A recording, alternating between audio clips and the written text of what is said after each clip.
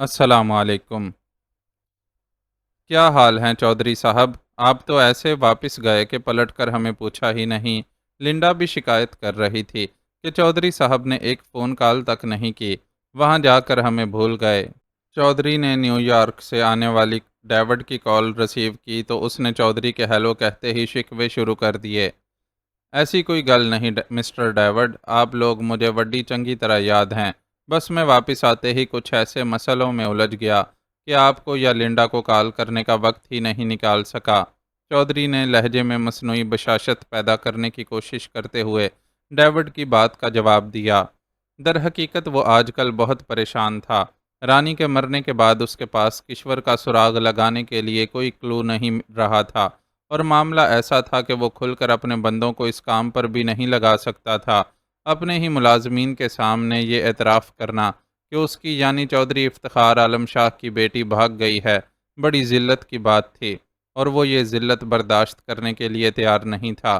اس لیے ابھی تک کشور کی تلاش کا کام بھی ڈھنگ سے شروع نہیں ہو سکا تھا۔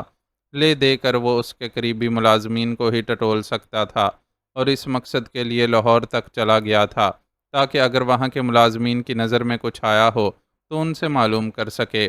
وہاں سے اسے صرف وہی باتیں معلوم ہوئیں جو کسی حد تک وڈی چودھرائن نے بھی بتا دی تھیں۔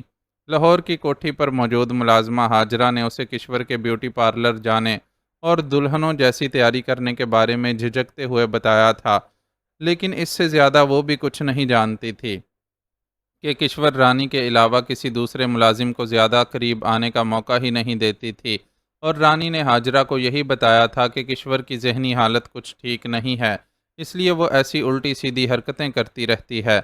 اس سے چودھری سمجھ گیا کہ بیٹی اپنی ملازمہ خاص کی مدد سے بہت صفائی سے سب کو بیوقوف بناتی رہی ہے۔ وہ بہت دنوں سے ہی کسی کے چکر میں تھی، لیکن تھوڑی بہت مشکوک حرکات کے سوا اس نے اتنی چالاکی کا مظاہرہ کیا کہ کسی کو اس شخص کے بارے میں بھنک بھی نہیں لگنے دی، جس کے عشق کے سہارے وہ باپ کے اونچے شملے کو ٹھوکر لگا کر حویلی سے بھاگ نکلنے کی ہمت کر سکی تھی۔ اس شخص کے بارے میں یقینی طور پر رانی کو معلوم تھا، لیکن اس نے بھی جان دینا منظور کر لیا پر زبان نہیں کھولی۔ اب وہ رانی کی روح سے تو معلومات حاصل نہیں کر سکتا تھا، چنانچہ پیچ و تاب کھاتا، کبھی بیویوں پر اپنا غصہ نکالتا اور کبھی نوکروں کی شامت آ جاتی، لیکن مسئلہ اس طرح تو حل نہیں ہو سکتا تھا۔ وہ اپنی جگہ ہنوز اسی طرح موجود تھا۔ کیسے مسئلے چودھری صاحب؟ آپ کو اگر کوئی پریشانی تھی تو مجھ سے شیئر کرنی چاہیے تھی۔ آخر آپ اور ہم دوست ہیں، ہم آپ کو پریشان کیسے دیکھ سکتے ہیں؟ ڈیوڈ نے اسے کریدنے کی کوشش کی۔ آپ کے خلوص کا شکریہ مسٹر ڈیوڈ، لیکن اصل میں گل یہ ہے کہ مسئلہ ذرا ذاتی نوعیت کا ہے، اس لیے میں نے اسے کسی بھی دوست یا ہمدرد سے شیئر کرنا مناسب نہیں سمجھا، اور پھر آپ تو ہیں بھی بہت دور، آپ میری کیا مدد کر سکتے ہیں؟ یہ کیسی بات کر دیا آپ نے چودھری صاحب؟ ہم دور ہیں تو کیا آپ کی طرف سے غافل بھی ہو جائیں گے؟ آخر کو آپ سے دوستی کا ہاتھ ملایا ہے، اور دوستوں کے حال سے باخبر رہنا ہماری دوستی کا اولین اصول ہے۔ چودھری کی بات کے جواب میں کہی گئی ڈیوڈ کی بات خاصی معنی خیز تھی۔ ایک طرح سے وہ دعویٰ کر رہا تھا کہ 7 سمندر پار بیٹھ کر بھی وہ واقف ہے کہ چودھری کی حویلی میں کون سا واقعہ پیش آ چکا ہے۔ اس کے اس انداز پر چودھری چونک پڑا۔ کیا مطلب؟ کچھ بے یقینی کے عالم میں اس نے یہ 2 لفظی سوال کیا۔ مجھے آپ کے مسئلے کی نوعیت کا علم ہے چودھری صاحب۔ آپ اپنی بیٹی کے اچانک حویلی سے غائب ہو جانے کی وجہ سے پریشان ہیں، اور ابھی تک اس کا کوئی سراغ نہیں لگا سکے۔ ڈیوڈ کے جواب نے چودھری کو لمحہ بھر کے لیے سن کر دیا۔ وہ جس بدنامی کی خبر کو اپنے سائے سے بھی چھپانے کی کوشش کر رہا تھا، وہ خبر اڑ کر نیو یارک تک جا پہنچی تھی۔ آپ خود مجھے اپنا مسئلہ بتاتے تو مجھے خوشی ہوتی۔ بہرحال میں نے اپنی طرف سے دوستی نبھانے کی پوری کوشش کی ہے، اور آپ کے لیے ایک ایسا کلو تلاش کیا ہے جس سے یقیناً آپ کو بہت مدد ملے گی۔ اس کی اندرونی کیفیت سے بے خبر ڈیوڈ اپنی ہی بولے جا رہا تھا، لیکن اس کی یہ بات ایسی تھی جس نے چودھری کے اندر زندگی جگا دی۔ کیسا کلو؟ پلیز مجھے تفصیل سے بتائیں مسٹر ڈیوڈ۔ اگر آپ کی مدد سے میں اپنے مجرم تک پہنچنے میں کامیاب ہو گیا تو سمجھیں یہ آپ کا مجھ پر بہت بڑا احسان ہوگا جسے میں کبھی نہیں بھولوں گا۔ اس کی اس بےتابی پر لائن کی دوسری طرف موجود ڈیوڈ معنی خیز انداز میں مسکرایا۔ وہ جس قوم کا نمائندہ تھا وہ کسی پر احسان کرتے ہی اس لیے تھے کہ اس سے سود سمیت فائدہ حاصل کیا جائے۔ چودھری نے ہمیشہ اس کے احسان کو یاد رکھنے کا دعویٰ کیا تھا۔ حقیقتاً اگر کبھی چودھری اس احسان کو بھولنے بھی لگتا تو وہ اسے یاد دلا دیتا اور ہرگز بھی بھولنے نہ دیتا۔ میری درخواست پر میرے چند دوستوں نے اس واقعے کی تحقیقات کی ہیں اور کچھ شکوک کا اظہار کیا ہے۔ اب ان شکوک کی تصدیق کر کے آگے کی کارروائی کرنا آپ کی ذمہ داری ہے۔ میں سب دیکھ لوں گا، آپ بس مجھے اس بندے کا نام بتائیں جس نے ہماری عزت پر ہاتھ ڈالا ہے۔ چودھری جو پہلے ہی غصے سے بھرا بیٹھا تھا، کوئی سراغ مل جانے کی امید بندھنے پر بےتابی سے بولا، بندے کا نام سننے سے پہلے آپ کو واقعات کو سمجھنا ہوگا۔ مجھ تک جو اطلاعات پہنچی ہیں ان کے مطابق آپ کی بیٹی جمعرات کی شام درگاہ گئی تھی۔ اس کے بعد اسے کسی نے نہیں دیکھا، یعنی وہ اس شام درگاہ سے ہی غائب ہو گئی تھی۔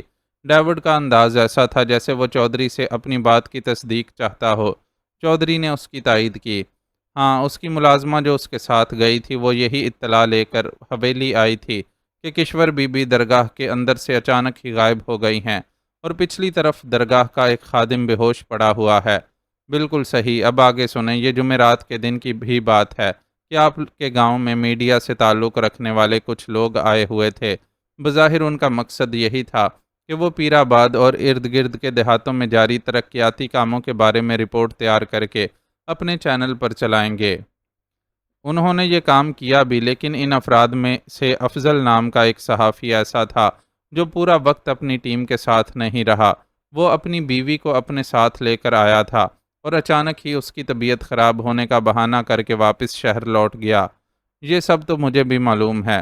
میرے بندے اتنے بے خبر نہیں رہتے کہ گاؤں میں آنے جانے والوں کے بارے میں رپورٹ نہ رکھیں۔ چودھری نے ڈیوڈ کی بات کاٹتے ہوئے اپنے باخبر ہونے کی اطلاع دینا ضروری سمجھا۔ بے شک آپ کے بندوں نے آپ کو یہ ساری رپورٹ دی ہوگی، لیکن ایک بات انہیں نہیں معلوم تھی، اس لیے انہوں نے آپ کو بھی نہیں بتائی ہوگی۔ وہ کیا؟ ڈیوڈ کے سنسنی خیز انداز پر چودھری نے بے ساختہ ہی پوچھا۔ وہ یہ کہ افضل آپ کے دشمنوں میں سے ایک ماسٹر آفتاب کا گہرا دوست ہے۔ اب آپ سوچئے کہ کیا یہ ممکن نہیں کہ اس وقت جب کہ گاؤں کے بیشتر افراد کی توجہ میڈیا والوں کی طرف تھی اور افضل اپنی بیوی کے ساتھ قبل از وقت اپنے ساتھیوں کو کام کرتا چھوڑ کر گاؤں سے نکل گیا تھا، وہ جاتے جاتے آپ کی بیٹی کو بھی اپنے ساتھ اپنی گاڑی میں بٹھا کر لے گیا ہو؟ ڈیوڈ کا پیش کردہ تجزیہ واقعی بڑا غور طلب تھا۔ چودھری جوں جوں سوچ رہا تھا اسے ڈیوڈ کی بات بالکل صحیح محسوس ہو رہی تھی۔ حویلی کے ملازمین اور گاؤں کے نوجوانوں میں سے کسی کی اتنی جرت نہیں ہو سکتی تھی کہ چودھری افتخار کی بیٹی کے قریب پھٹک بھی سکیں۔ پھر کشور کا اپنا بھی ایک مزاج تھا۔ وہ نفاست پسند اور پڑھنے لکھنے سے شغف رکھنے والی لڑکی تھی، جس کا ماسٹر آفتاب جیسے شخص سے متاثر ہو جانا بعید از امکان نہیں تھا۔ آفتاب وہ شخص تھا جو گاؤں میں بھی سرگرم رہتا تھا اور اس کا شہر بھی آنا جانا لگا رہتا تھا۔ ممکن تھا کہ گاؤں میں نہ صحیح شہر میں اس کی کشور سے کہیں ملاقات ہو گئی ہو اور اس ملاقات نے محبت کا روپ دھار کر کشور کو بغاوت پر اکسایا ہو۔ حقیقت جو بھی تھی، نہ تو وہ اپنی باغی بیٹی کو معاف کر سکتا تھا اور نہ ہی اسے بغاوت کی راہ پر چلانے والے کو۔ بہت شکریہ مسٹر ڈیوڈ، آپ کی دی ہوئی انفارمیشن یقیناً میرے بہت کام آئیں گی، اور میں آپ کے فی الحال مجھے اجازت دیں تاکہ میں اس معاملے کو نمٹا لوں۔ عجلت میں یہ چند جملے کہہ کر اس نے فون بند کر دیا۔ وہ کسی زخمی درندے کی طرح اپنے حریف پر ٹوٹ پڑنے کے لیے بے چین تھا، اس لیے فی الحال باتوں میں زیادہ وقت خرچ کرنے کا متحمل نہیں ہو سکتا تھا۔ بے سمت چلتے چلتے اسے کتنا وقت گزر گیا تھا وہ اندازہ لگانے سے قاصر تھی۔ اس برفزار میں پہر، گھنٹے، دن، سب کی پہچان مٹ گئی تھی۔ بس کچھ سمجھ آتا تھا تو وہ یہ کہ ایک مسافت ہے جو جاری ہے اور جس کی انتہا کا کچھ معلوم نہیں کہ کب یہ ختم ہوگی اور منزل ملے گی۔ یہ بھی ممکن تھا کہ منزل سرے سے ملتی ہی نہیں اور وہ یوں ہی چلتے چلتے عمران کی طرح موت کی آغوش میں جا پہنچتی۔ تنہائی، تھکن اور موسم کی سختی نے مل کر اسے نڈھال کر دیا تھا، لیکن وہ کوشش کر رہی تھی کہ ان سب چیزوں کو اپنے اعصاب پر حاوی نہ ہونے دے۔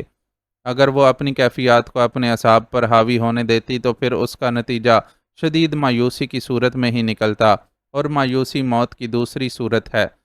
مایوس انسان سانسوں کی گنتی ختم ہونے سے قبل ہی عملاً مردہ ہو چکا ہوتا ہے۔ جو نہ تو اپنے لیے کچھ کر سکتا ہے اور نہ ہی دوسروں کے کام آ سکتا ہے۔ وہ کئی بار مشکل حالات سے بخیر و عافیت بچ نکلی تھی، اور اس کے ذہن میں یہ خیال راسخ ہو گیا تھا کہ اللہ اسے بار بار بچاتا ہے تو اس لیے کہ اسے اس کی زندگی منظور ہے، اور وہ اللہ کی عطا کردہ اس زندگی کو کسی خاص مقصد کے لیے استعمال کر سکتی ہے۔ چنانچہ وہ اپنی طاقت کا خزانہ ختم ہونے تک اللہ کی اس نعمت کو بچانے کی جدوجہد کرنا چاہتی تھی، لیکن یہ بھی حقیقت تھی کہ جیسے جیسے وقت گزر رہا تھا، اس کے لیے بقا کی جدوجہد جاری رکھنا دشوار ہوتا جا رہا تھا۔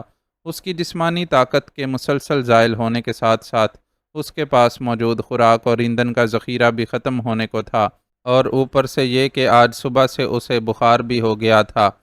بخار کے علاج کے لیے اس نے اپنے پاس بچ جانے والی آخری گولی فوراً ہی کھا لی تھی۔ گولی کھانے سے اسے وقتی طور پر افاقہ بھی ہوا تھا، لیکن چند گھنٹوں بعد ہی ایک بار پھر بخار نے اسے آ دبوچا، اور اب یہ بخار لمحہ بلمحہ تیز ہوتا جا رہا تھا، جس کے علاج کے لیے اس کے پاس اب کوئی دوا بھی باقی نہیں بچی تھی۔ وہ لوگ فرار ہوتے ہی وقت وہ لوگ فرار ہوتے وقت اپنے ساتھ دواؤں کا جو ذخیرہ لے کر چلے تھے، اس میں موجود بخار کی گولیاں وہ مسلسل عمران کو کھلاتی رہی تھی، اس لیے اب اس کے پاس بخار سے بچاؤ کی کوئی دوا باقی نہیں رہی تھی۔ یہ برف زار جہاں چلنا پھرنا یوں بھی بہت دشوار تھا، بخار کی شدت کے باعث اس کے لیے اور بھی زیادہ دشوار گزار ہو گیا تھا۔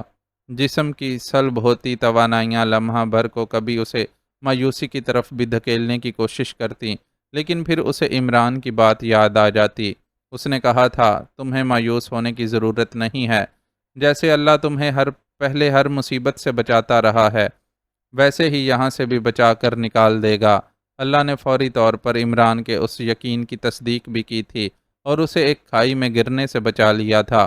عمران کا کہا وہ جملہ اور حادثے سے محفوظ رہ جانے کا واقعہ اس کے دل پر نقش ہو گیا تھا، چنانچہ وہ اس انتہائی خراب صورتحال میں بھی ہمت ہارنے کی بجائے گرتی پڑتی ہی صحیح چلتی جا رہی تھی، ایک ایسی راہ پر جس کے بارے میں اسے یہ بھی علم نہیں تھا کہ وہ اسے کسی منزل تک لے بھی جائے گی یا نہیں، لیکن وہ حرکت میں برکت ہے والے مقولے پر عمل کرتے ہوئے چل رہی تھی۔ چلتے رہنے کی صورت میں یہ امید تھی کہ شاید کسی طرح وہ اس برفزار کی بھول بھلائیوں سے نکل جائے۔ رک جانے اور ایک جگہ بیٹھ جانے کی صورت میں یہ امید بھی ہاتھ سے نکل جاتی۔ امید کا دامن تھام کر چلتے چلتے جب اس نے محسوس کیا کہ اب اس کے قدموں میں مزید چلنے کی سکت نہیں رہی ہے، اور اسے تھوڑی دیر سستا لینے کے ساتھ کچھ کھا پی بھی لینا چاہیے، تو وہ رک گئی اور اپنے شانے پر لٹکا تھیلا اتار کر اس میں باقی بچ جانے والی کھانے پینے کی اشیاء کا جائزہ لینے لگی۔ اس کے پاس موجود خوراک کے ذخیرے میں خشک ڈبل روٹی کے پیسز، بسکٹوں کا ایک ڈبہ، تلی ہوئی مونگ پھلی کا ایک آدھا پیکٹ اور تھوڑی سی کافی بچی تھی۔ اختتام کے بالکل قریب پہنچ جانے والی یہ خوراک کی مقدار ایک بار پھر خوف کا دیو بن کر اس کے دل کو مسلنے اور ڈرانے لگی، لیکن پھر اس نے اللہ پر بھروسہ کرتے ہوئے سر جھٹکا اور کافی بنانے کے خیال سے برتن میں تھوڑی سی برف ڈال کر اسے پگھلانے کے لیے اسٹوو پر رکھا۔ اسٹوو بہت ہی دھیما جل رہا تھا، پھر ابھی مشکل سے برف پگھلی ہی تھی کہ یکدم بجھ گئی۔ اس نے کوشش کی کہ کسی طرح دوبارہ اسے جلا سکے، لیکن کوشش کے نتیجے میں اس پر انکشاف ہوا کہ اس کے سامان میں موجود ایندھن کا ذخیرہ ختم ہو چکا ہے، اور اب اس کے لیے کافی بنانا بھی ممکن نہیں۔ یہ ایک لرزہ خیز بات تھی جسے اس نے کسی نہ کسی طرح ذہن سے جھٹکا، اور بسکٹوں کا ڈبہ کھول کر اس میں سے چند بسکٹ نکال کر کھانے کے ساتھ مٹھی بھر مونگ پھلیاں بھی چبا ڈالیں۔ بخار کی وجہ سے منہ کا ذائقہ عجیب سا ہو رہا تھا، اس لیے اس کے لیے اس سے زیادہ کچھ حلق سے نیچے اتارنا ممکن بھی نہیں تھا۔ دوسرے اب اسے یہ محدود خوراک ہی بہت سنبھال کر استعمال کرنی تھی، تاکہ شدید بھوک لگنے کی صورت میں کفات سے اسے استعمال کر سکے۔ کھانے اور تھوڑی دیر سستا لینے کے بعد اس نے ایک بار پھر سفر شروع کر دیا۔ اسے اندازہ تھا کہ اس محدود خوراک کے ساتھ وہ زیادہ وقت اس برفزار میں نہیں گزار سکے گی، اس لیے یہی مناسب تھا کہ زیادہ سے زیادہ چلتی اور یہاں سے نکلنے کی کوشش کرتی۔ اٹکل پچو سے ایک سمت کا تعین کرتی ہوئی وہ اس جانب چلنے لگی، لیکن تھوڑی ہی دیر میں موسم کے تیور بگڑنے لگے۔ آسمان جو کچھ دیر قبل صاف لگ رہا تھا تیزی سے سیاہ بادلوں کے پیچھے چھپنے لگا، اور دیکھتے ہی دیکھتے ان بادلوں نے نیلے آسمان کے وجود پر سیاہ نقاب تان کر सूरज की रोशनी के नीचे पहुंचने का रास्ता बंद कर दिया। इस अंधेरे में आगे बढ़ना खासा मुश्किल था। इस पर शुरू हो जाने वाली बारिश ने भी रास्ते में रुकावट पैदा कर डाली। बारिश का पानी बहुत ठंडा था और उसके बुखार से जलते वजूद को कपकपा डाल रहा था। देखते ही देखते बारिश के ये कतरे मजीद सर्द होने लगे। उसने गौर किया तो मालूम हुआ कि अब आसमान से बारिश के कतरे नहीं, बल्कि नरम नरम सी बर्फ गिर रही है। वो जो पहले ही किसी पनाहगाह की तलाश में इधर उधर नजरें दौड़ा रही थी और मंजर वाजे ना होने की वजह से अभी तक कामयाब ना हो सकी थी, मजीद घबरा गई और घबराहट में एक तरफ बढ़ने की कोशिश की तो बुरी तरह फिसली। फिसलने के बाद उसे यूं लगा कि जैसे वो बहुत दूर तक बर्फ़ पर इसी तरह फिसलती जाएगी और बिलाखिर किसी खाई में जा गिरेगी। लेकिन कुदरत एक बार फिर उसकी मदद के लिए आगे बढ़ी और उसके दोनों हाथ जो इज़्तिरारी तौर पर आगे की तरफ फैले हुए थे, एक बड़े पत्थर से टकराए। उसने बेख्तियार खुद को रोकने के लिए इस पत्थर को थाम लिया। पत्थर काफ़ी बड़ा था, जिसने उसके फिसलते वजूद को रोक लिया, लेकिन चूंकि वो काफ़ी रफ्तार से फिसलती हुई आ रही थी, इसलिए खुद को पत्थर से टकराने से बचा नहीं सकी और कोशिश के बावजूद उसकी ठोड़ी जद में आ गई। उसे फ़ौरन ही वहाँ खून की चिपचिपाहट का एहसास हुआ, लेकिन बहरहाल फिर भी खासी बचत हो गई थी। खसूसन आगे की तरफ फैले हुए हाथों की वजह से वो काफ़ी महफूज रही थी, लेकिन इस बचत के साथ ही उसे दो नुकसानात मज़ीद सहने पड़े थे। फिसलने के दौरान उसके हाथ में मौजूद स्नो स्टिक का काम देने वाली राइफ़ल छूटकर कहीं गिर गई थी, और दूसरा नुकसान ये हुआ था कि उसके दाएं पैर का जूता भी निकल गया था। राइफ़ल के बगैर तो फिर गुजारा हो जाता, लेकिन जूते के बगैर वो आगे का सफ़र जारी नहीं रख सकती थी। वहाँ इतनी सर्दी थी कि उसका पैर फ़ौरन ही स्नो बाइट का शिकार हो जाता। खुद उसे भी खुद उसे अभी अपने इस नुकसान का इदराक नहीं हो सका था और वो हाथों को लगने वाले झटके और ठोड़ी के ज़ख्म में ही उलझी हुई थी। किसी खाई में गिरने से महफूज रहने के बाद उसने अपने जिस्म को सीधा किया और जिस पत्थर ने उसे सहारा दिया था उसी से टेक लगाकर बैठ गई। बैठने के दौरान उसे एहसास हुआ कि पत्थर से टकराव के नतीजे में सिर्फ हाथ और ठोड़ी ही मुतासिर नहीं हुए, बल्कि बाकी जिस्म को भी काफ़ी ज़ोर का झटका लगा है और फिलहाल वो फौरी तौर पर खड़ी होकर चलने के लायक नहीं है। अगर लायक होती भी तो मुसलसल जारी बर्फबारी उसकी राह में हायल हो जाती। इस इंतहाई बेबस कर देने वाली सूरत हाल में वो पत्थर से टेक लगाए खुद भी किसी पत्थर की मूर्ति की तरह बैठी रह गई। आसमान से गिरने वाली बर्फ आहिस्ता आहिस्ता उसके अपने वजूद को भी ढांपने लगी, लेकिन उसके पास बचाव का कोई रास्ता नहीं था। वो अब तक अपने असाब को मजबूत रखने की जो जद्दोजहद करती आ रही थी, वो इस मौजूदा लम्हे में यकदम ही दम तोड़ गई थी और शायद खुद पर आहिस्ता आहिस्ता जमती बर्फ़ की तह के नीचे वो खुद भी किसी लम्हे दम तोड़ देती, बिल्कुल वैसे ही जैसे उसे ज़िंदगी की उम्मीद दिलाने वाला इमरान मौत से हार कर एक इवालांच का शिकार हो गया था। अपनी ज़ात को शक से बालातर रखने के लिए आफताब मुसलसल गांव में ही मौजूद था। ईश्वर से उसकी फ़ोन पर बातचीत होती रहती थी। वो अफजल के घर में उसकी बीवी बच्चों के साथ खुश होने के बावजूद आफताब के लिए परेशान थी और उसका ख्याल था कि आफताब को भी अब गांव से निकल जाना चाहिए। लेकिन उसने किश्वर को समझा दिया था कि वो अगर अचानक गायब हो गया तो शक की जद में आ सकता है, इसलिए बेहतर है कि मामूल के मुताबिक गांव में रहकर अपने फ़राइज़ अंजाम देता रहे। किश्वर को उसने चंद दिन बाद लाहौर आने की यकीन दहानी करवाई थी। अलबत्ता दोनों का टेलीफोनिक राब्ता मुसलसल कायम था।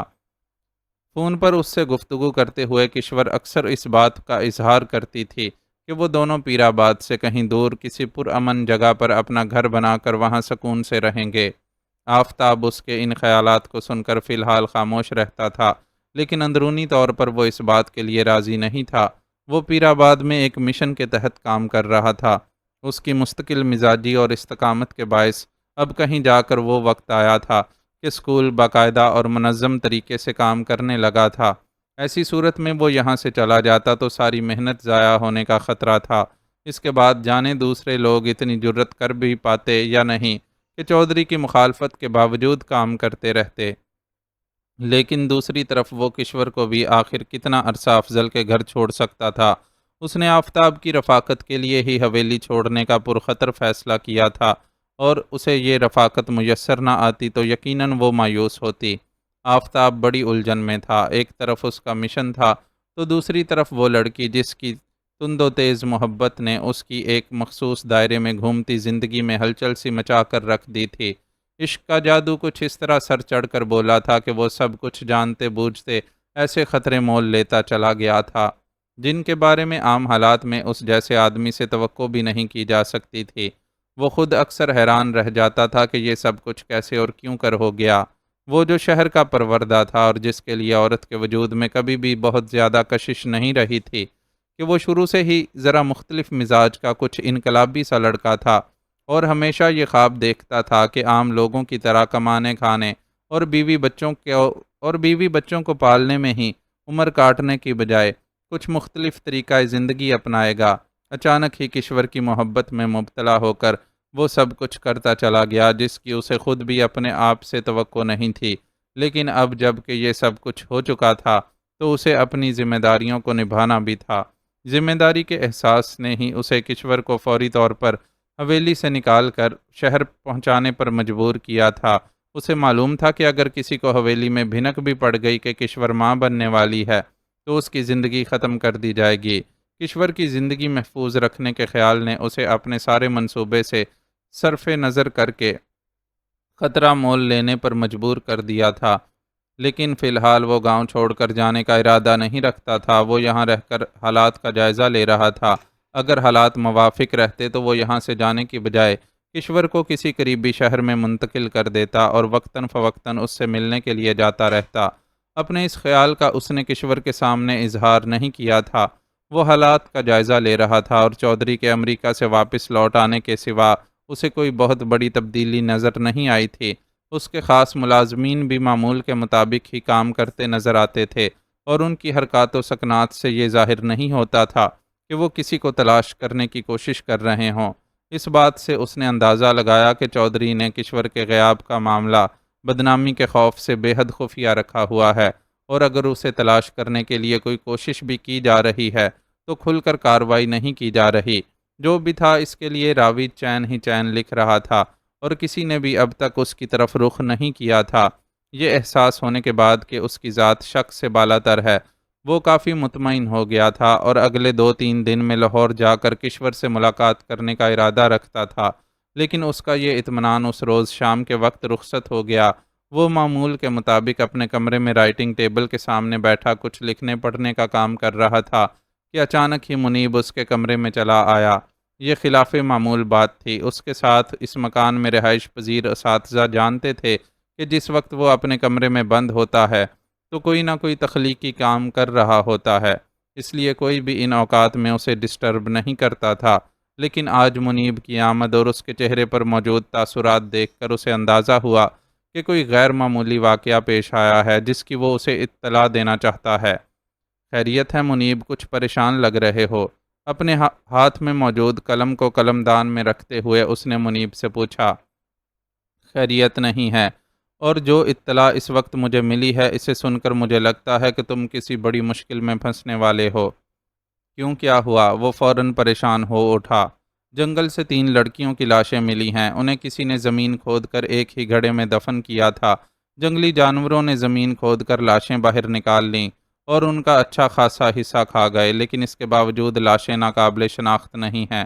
لواحقین نے انہیں پہچان لیا ہے۔ وہ گاؤں کی ہی 3 لڑکیاں نچھی، شادو اور رانی ہیں، جن کی لاشوں کا سرسری جائزہ لینے کے بعد ہی پولیس نے یہ جان لیا ہے کہ تینوں لڑکیوں کو گولیاں مار کر ہلاک کیا گیا ہے۔ منیب جو خبر لایا تھا وہ واقعی نہایت بری تھی۔ مرنے والی لڑکیوں میں رانی کا نام سن کر آفتاب کے دماغ میں خطرے کی گھنٹیاں بجنے لگیں۔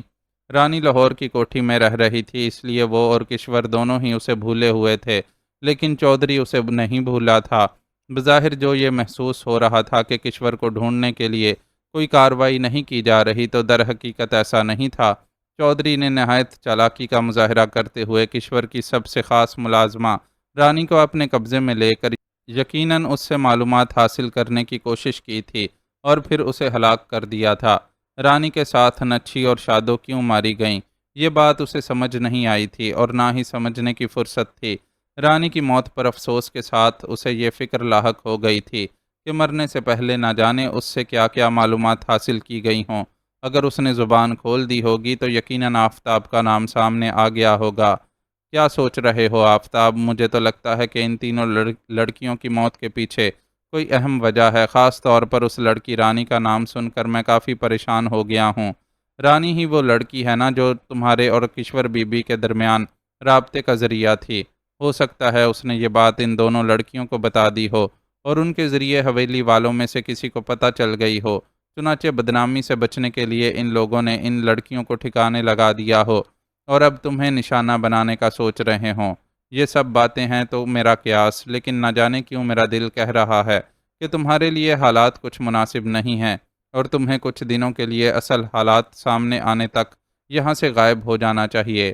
منیب کی آواز نے اسے اپنے خیال سے چونکایا۔ منیب کو کشور کے پیرآباد سے غائب ہونے کے بارے میں کچھ علم نہیں تھا، لیکن چونکہ وہ ان دونوں کی محبت اور نکاح سے واقف تھا، اس لیے اس کا دماغ خود بخود ہی ایک اندازہ لگانے میں کامیاب ہو گیا تھا جسے کسی حد تک درست بھی کہا جا سکتا تھا۔ تم ٹھیک کہہ رہے ہو، مجھے واقعی فوراً یہاں سے نکل جانا چاہیے۔ وہ حالات کو منیب سے زیادہ بہتر طریقے سے سمجھ رہا تھا، چنانچہ فوراً ہی اس کی تجویز سے اتفاق کیا اور اسی وقت اپنی کرسی چھوڑ کر پھرتی سے ایک بیگ میں اپنی ضروری اشیاء بھرنے لگا۔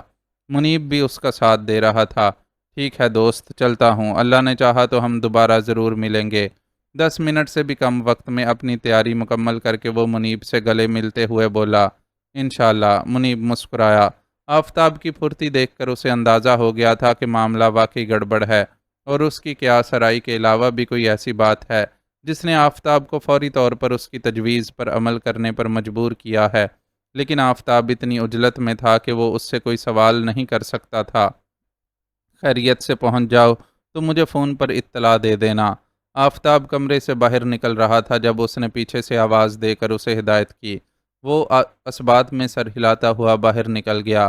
اس کا رخ گاؤں سے باہر جانے والے راستے کی طرف تھا۔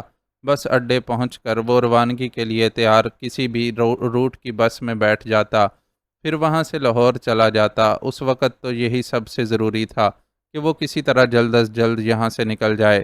جلدی کے خیال سے ہی اس کے قدم بہت تیزی سے اٹھ رہے تھے۔ یکدم ہی اس نے اپنے پیچھے کسی گاڑی کی آواز سنی۔ یہ آواز اس کے لیے خطرے کی گھنٹی تھی، لیکن اس کی بے بسی یہ تھی کہ وہ اس گھنٹی کو سن کر اپنے بچاؤ کے لیے کچھ کر بھی نہیں سکتا تھا۔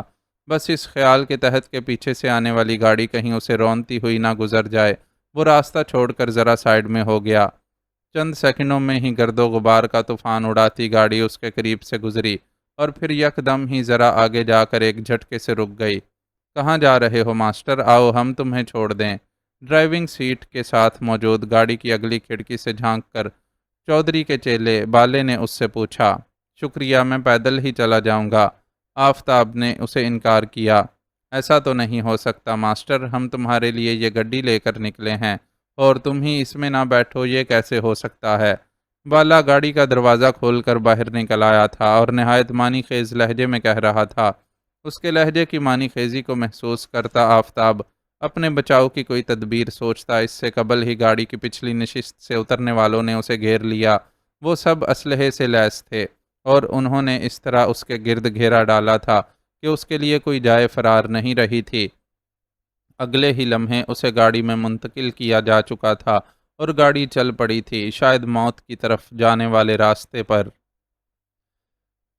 تو تم یہاں تک پہنچ ہی گئے۔ مشابرم خان کو رائفلوں کے سائے میں جس شخص کے سامنے پہنچایا گیا، اس نے بغور اس کا جائزہ لیتے ہوئے طنز سے کہا، صرف میں نہیں پہنچا ہوں، میرے ساتھ تمہاری موت بھی پہنچی ہے۔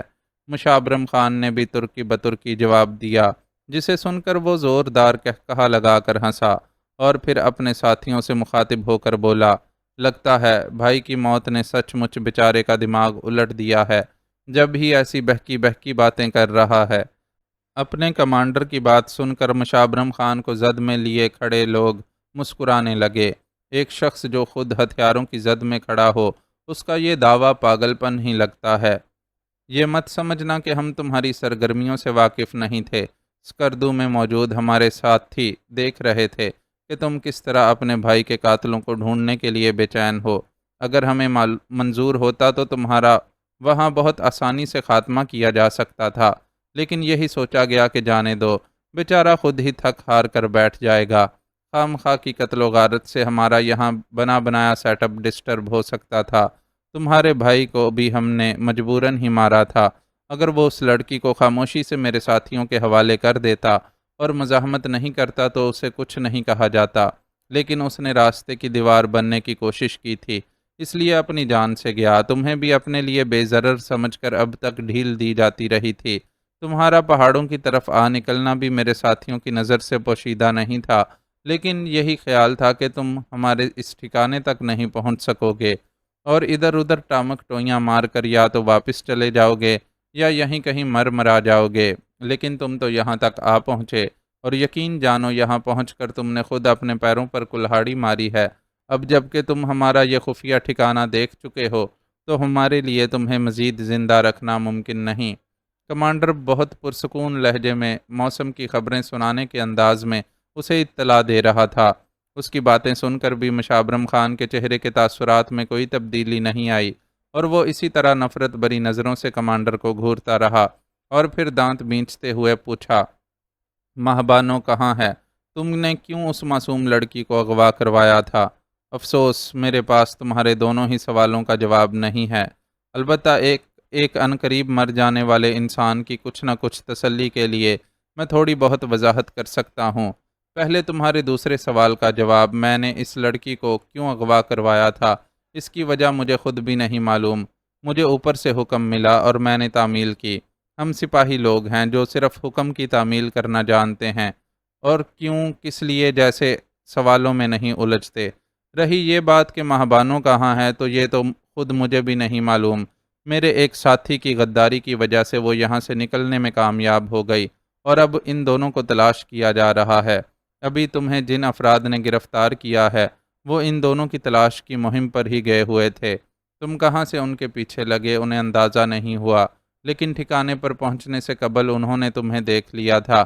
چنانچہ جب تم پہاڑوں میں یہاں آنے کا راستہ تلاش کر رہے تھے تو انہوں نے تمہیں گھیر لیا۔ مہبانوں اور اپنے غدار ساتھی کو بھی ہم اسی طرح پکڑ لیں گے۔ اگر وہ دونوں گرفتار نہ کیے جا سکے تب بھی ان پہاڑوں میں ہی بھٹک بھٹک کر مر جائیں گے۔ ان پہاڑوں سے نکلنا اتنا آسان نہیں ہے۔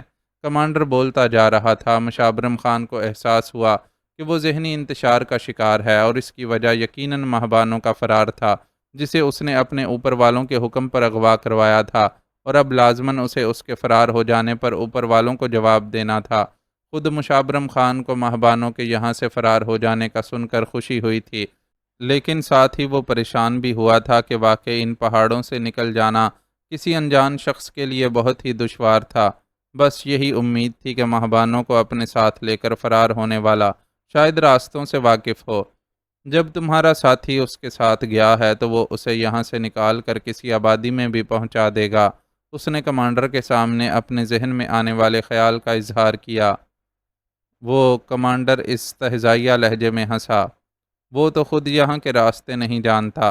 ہم نے تو اس کے لیے جنت کا راستہ منتخب کیا تھا، لیکن بے وقوف اس راستے کو چھوڑ کر پہاڑوں میں بھٹک کر مرنے کے لیے چلا گیا۔ جنت کا راستہ؟ مشابرم خان حیران ہوا۔ ہاں، جنت کا راستہ۔ یہاں تمہیں جتنے بھی لوگ نظر آ رہے ہیں یہ سارے کے سارے مجاہد ہیں، جو سب کچھ چھوڑ چھاڑ کر جنت کے راستے پر جانے کی تیاری کر رہے ہیں۔ ان میں سے جس کا اس راستے پر چلنے کے لیے جتنی جلدی انتخاب ہو گیا وہ اتنا ہی خوش قسمت ہوگا۔ وہ جو باتیں کر رہا تھا مشابرم خان کو الجھا رہی تھیں، لیکن اس کے ارد گرد کھڑے لوگوں کے چہروں پر اپنے کمانڈر کے الفاظ سے چمک آ گئی تھی۔ وہ اتنی عقیدت سے اپنے کمانڈر کو دیکھ رہے تھے جیسے جنت میں پلاٹوں کی الاٹمنٹ کا ٹھیکہ اللہ تعالیٰ نے اسی شخص کے ذمہ لگا دیا ہے۔ کیسا جنت کا راستہ؟ میں اب بھی تمہاری بات نہیں سمجھا ہوں۔ کمانڈر کو گفتگو کے موڈ میں دیکھ کر اس نے وضاحت طلب کی۔ یہ لوگ اللہ کے سپاہی ہیں جو بدی کو ختم کرنے کے لیے عملی جدوجہد کر رہے ہیں۔ ان کا کام ایسے سارے افراد کو صفائے ہستی سے مٹانا ہے جو کفر و الحاد اور بے حیائی کے کاموں میں مبتلا ہیں۔ اس کام کے لیے اگر انہیں اپنی جان سے بھی گزرنا پڑے تو یہ گریز نہیں کرتے۔ ان میں سے ہر ایک اتنا بلند حوصلہ ہے کہ اپنے جسم سے بم باندھ کر بھی اس مشن کو انجام دے سکتا ہے۔ کمانڈر کی بلند آواز وہاں موجود افراد کے چہروں پر جوش کی سرخی پھیلا رہی تھی اور گندی میل بھری آنکھوں میں چمک لہرانے لگی تھی۔ مشابرم خان کے ذہن میں ایک دھماکہ سا ہوا۔ اسے نورپور میں ہونے والا بم دھماکہ یاد آیا۔ اس دھماکے میں خودکش بمبار کا کردار ادا کرنے والے نوجوان عبد المتین کو بھی تو وہاں جعلی مدرسہ کھول کر بیٹھے شاہ نواز نے اسی طرح کی باتیں کر کے راہ سے بھٹکایا تھا۔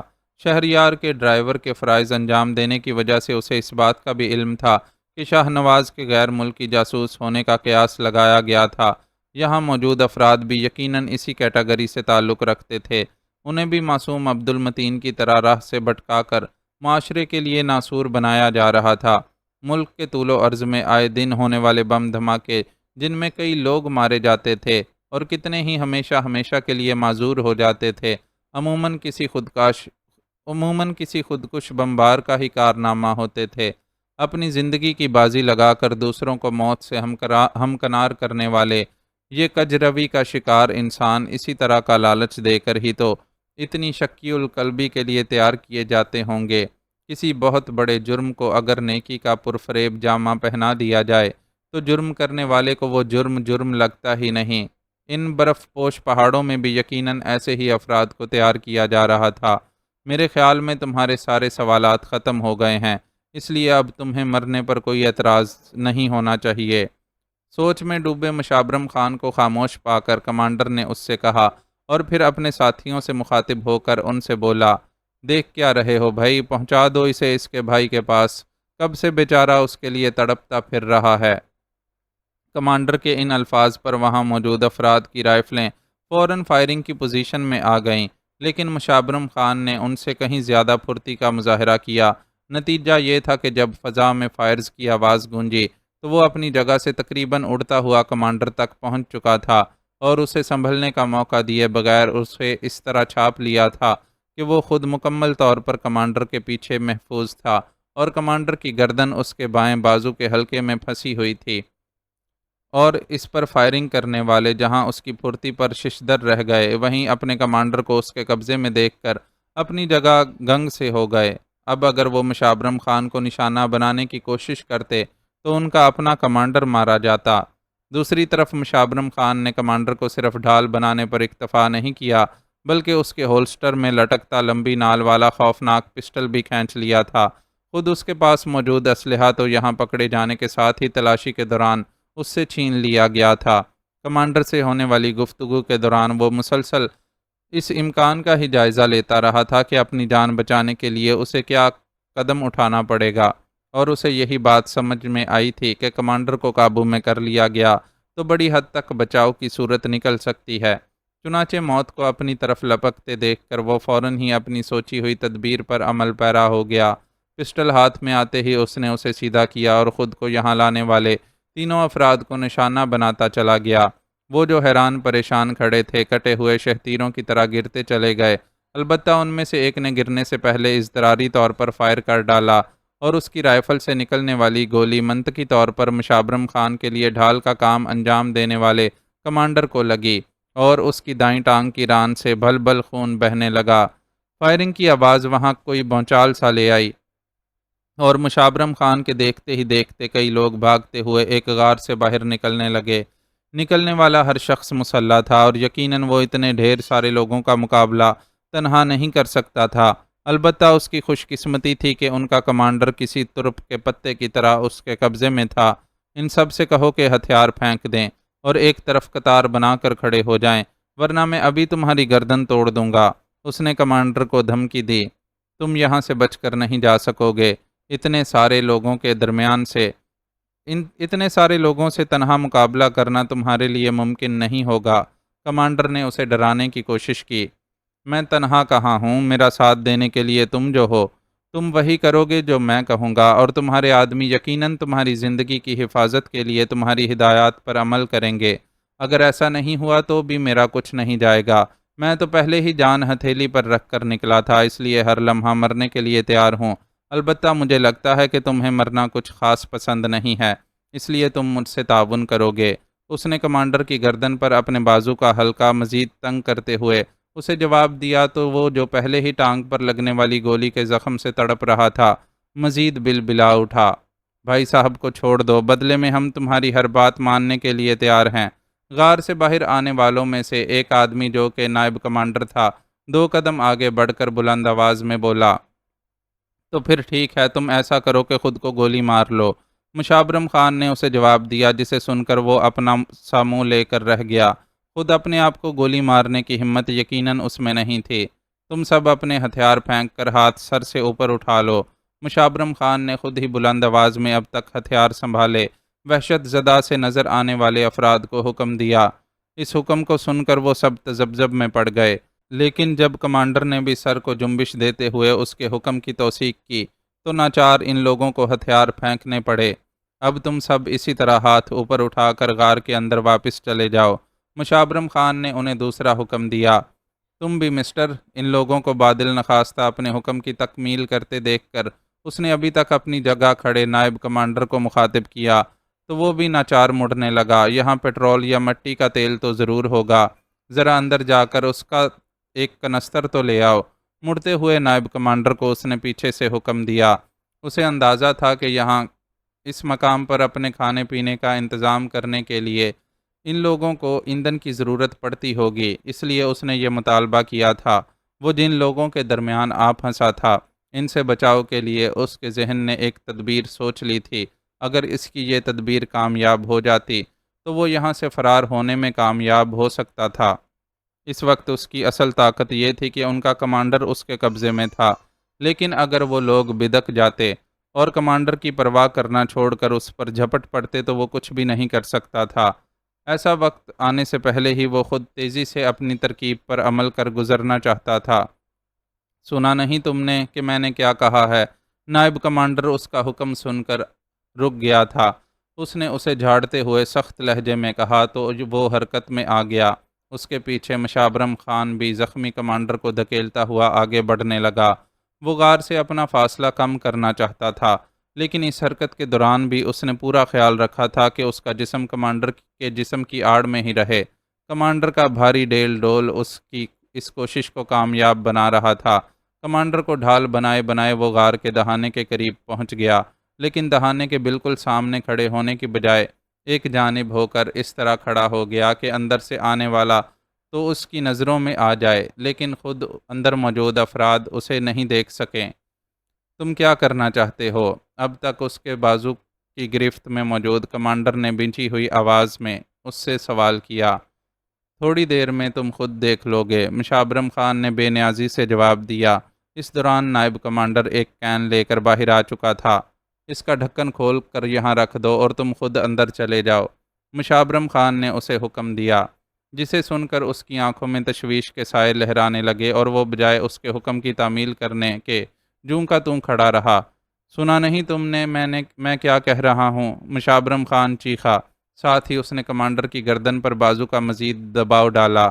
وہ جو پہلے ہی ٹانگ میں لگنے والی گولی کی وجہ سے تکلیف میں مبتلا تھا بلبلا اٹھا، مگر اس کے نائب نے پرواہ نہیں کی اور خوفناک انداز میں بولا، کمانڈر کی زندگی ہمیں عزیز ہے، لیکن اس ایک زندگی کو بچانے کے لیے ہم اپنا اتنی محنت سے جمایا گیا سیٹ اپ تباہ نہیں کر سکتے۔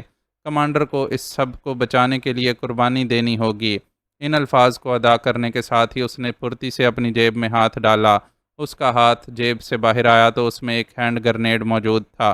مشابرم خان نے، جو اپنی تمام تر حیثیات کے ساتھ پہلے ہی ہر طرح کی صورتحال کے لیے تیار تھا، اس کے ہلاکت خیز ہاتھ کے حرکت میں آنے سے پہلے ہی اپنے ہاتھ میں موجود پسٹل کا ٹریگر دبایا۔ پسٹل کی نال نے یکے بعد دیگرے 2 شعلے اگلے۔ ایک شعلے نے نائب کمانڈر کو نشانہ بنایا، جبکہ دوسرے نے کین میں سوراخ کر دیا۔ ہونے والے سوراخ سے مٹی کا تیل تیزی سے باہر نکلنے لگا اور اگلے ہی لمحے ایک دھماکہ سا ہوا۔ کین میں داخل ہونے والی گولی نے مٹی کے تیل میں آگ لگا دی تھی۔ دوسری طرف سے نائب کمانڈر عین دل پر گولی کھا کر مٹی کے بے جان مجسمے کی طرح ڈھہ گیا تھا۔ گرتے ہوئے اس کے ہاتھ میں موجود ہینڈ گرنیڈ چھوٹ کر زمین سے گرا۔ دوسرا دھماکہ اس ہینڈ گرنیڈ کے پھٹنے کا تھا، جس سے پہاڑیاں گونج سی گئیں۔ غار میں موجود افراد نے بھی یہ دھماکے سنے تھے، چنانچہ وہ تیزی سے باہر کی طرف لپکے، لیکن اس دوران دھماکہ خیز مواد اور مٹی کے تیل نے مل کر جو کام دکھایا تھا، اس کے باعث غار کے دہانے کے آگے آگ کی ایک دیوار سی بن گئی۔ پورے غیظ و غضب سے بھڑکتی اس آگ سے گزر کر باہر نکلنا بڑے دل گردے کا کام تھا۔ باہر آنے کے خواہش مندوں کے قدم ٹھٹک گئے، لیکن آگ جس تیزی سے پھیل رہی تھی، دیکھتے ہی دیکھتے غار کے دہانے سے اندر بھی داخل ہونے لگی۔ ٹھٹک جانے والے قدم اس صورتحال پر ایک بار پھر حرکت میں آئے اور موت سے ہر دم برسر پیکار رہنے والے زندگی کی چاہ میں ایک دوسرے کو دھکے دیتے گرتے پڑتے کھلی فضا میں پہنچنے کی کوشش کرنے لگے۔ اس کوشش میں ان میں سے کئی کے جسم سے آگ کے شعلے لپٹ گئے۔ وہ چیختے پکارتے اس آگ کو بجھانے کی کوشش میں ہلکان ہونے لگے۔ وہاں گویا قیامت صغریٰ کا منظر تھا۔ ہر شخص ٹوٹنے والی افتاد سے خود کو بچانے کی فکر میں دوسرے سے بے نیاز ہو چکا تھا۔ اس قیامت کی شدت اس وقت اور بھی زیادہ بڑھ گئی جب بہتے ہوئے مٹی کے تیل کے ساتھ سفر کرتی ہوئی آگ نے غار کے اندر تک کا فاصلہ طے کر لیا۔ یہاں بہت سا اسلحہ بھی تھا اور دھماکہ خیز مواد بھی، جو آگ کی لپیٹ میں آتے ہی پھٹنا شروع ہو گیا۔ یکے بعد دیگرے ہونے والے ان دھماکوں سے صدیوں سے خاموشی کی چادر اوڑھ کر سونے والے پہاڑ گونج اٹھے۔ یہ گونج ایسی نہیں تھی جو وہیں ختم ہو جاتی۔ اس گونج کی بازگشت بہت دور تک سنی جانی تھی اور ان ذمہ داروں کو جگانے والی تھی جو اپنی کوئی بھی ذمہ داری ادا کرنے کی بجائے سب ٹھیک ہے کا راگ الاپتے غفلت کی نیند سوئے رہتے تھے۔ ان میں سے یقیناً کوئی بھی اس قابل نہیں تھا کہ اچانک منظر پر آ جانے والے پہاڑوں میں قائم دہشت گردوں کے اس ٹھکانے کے وجود سے اپنی لا علمی کا جواز پیش کر سکے۔ رسیوں کی مدد سے کرسی کے ساتھ جکڑا آفتاب کمرے میں تنہا تھا۔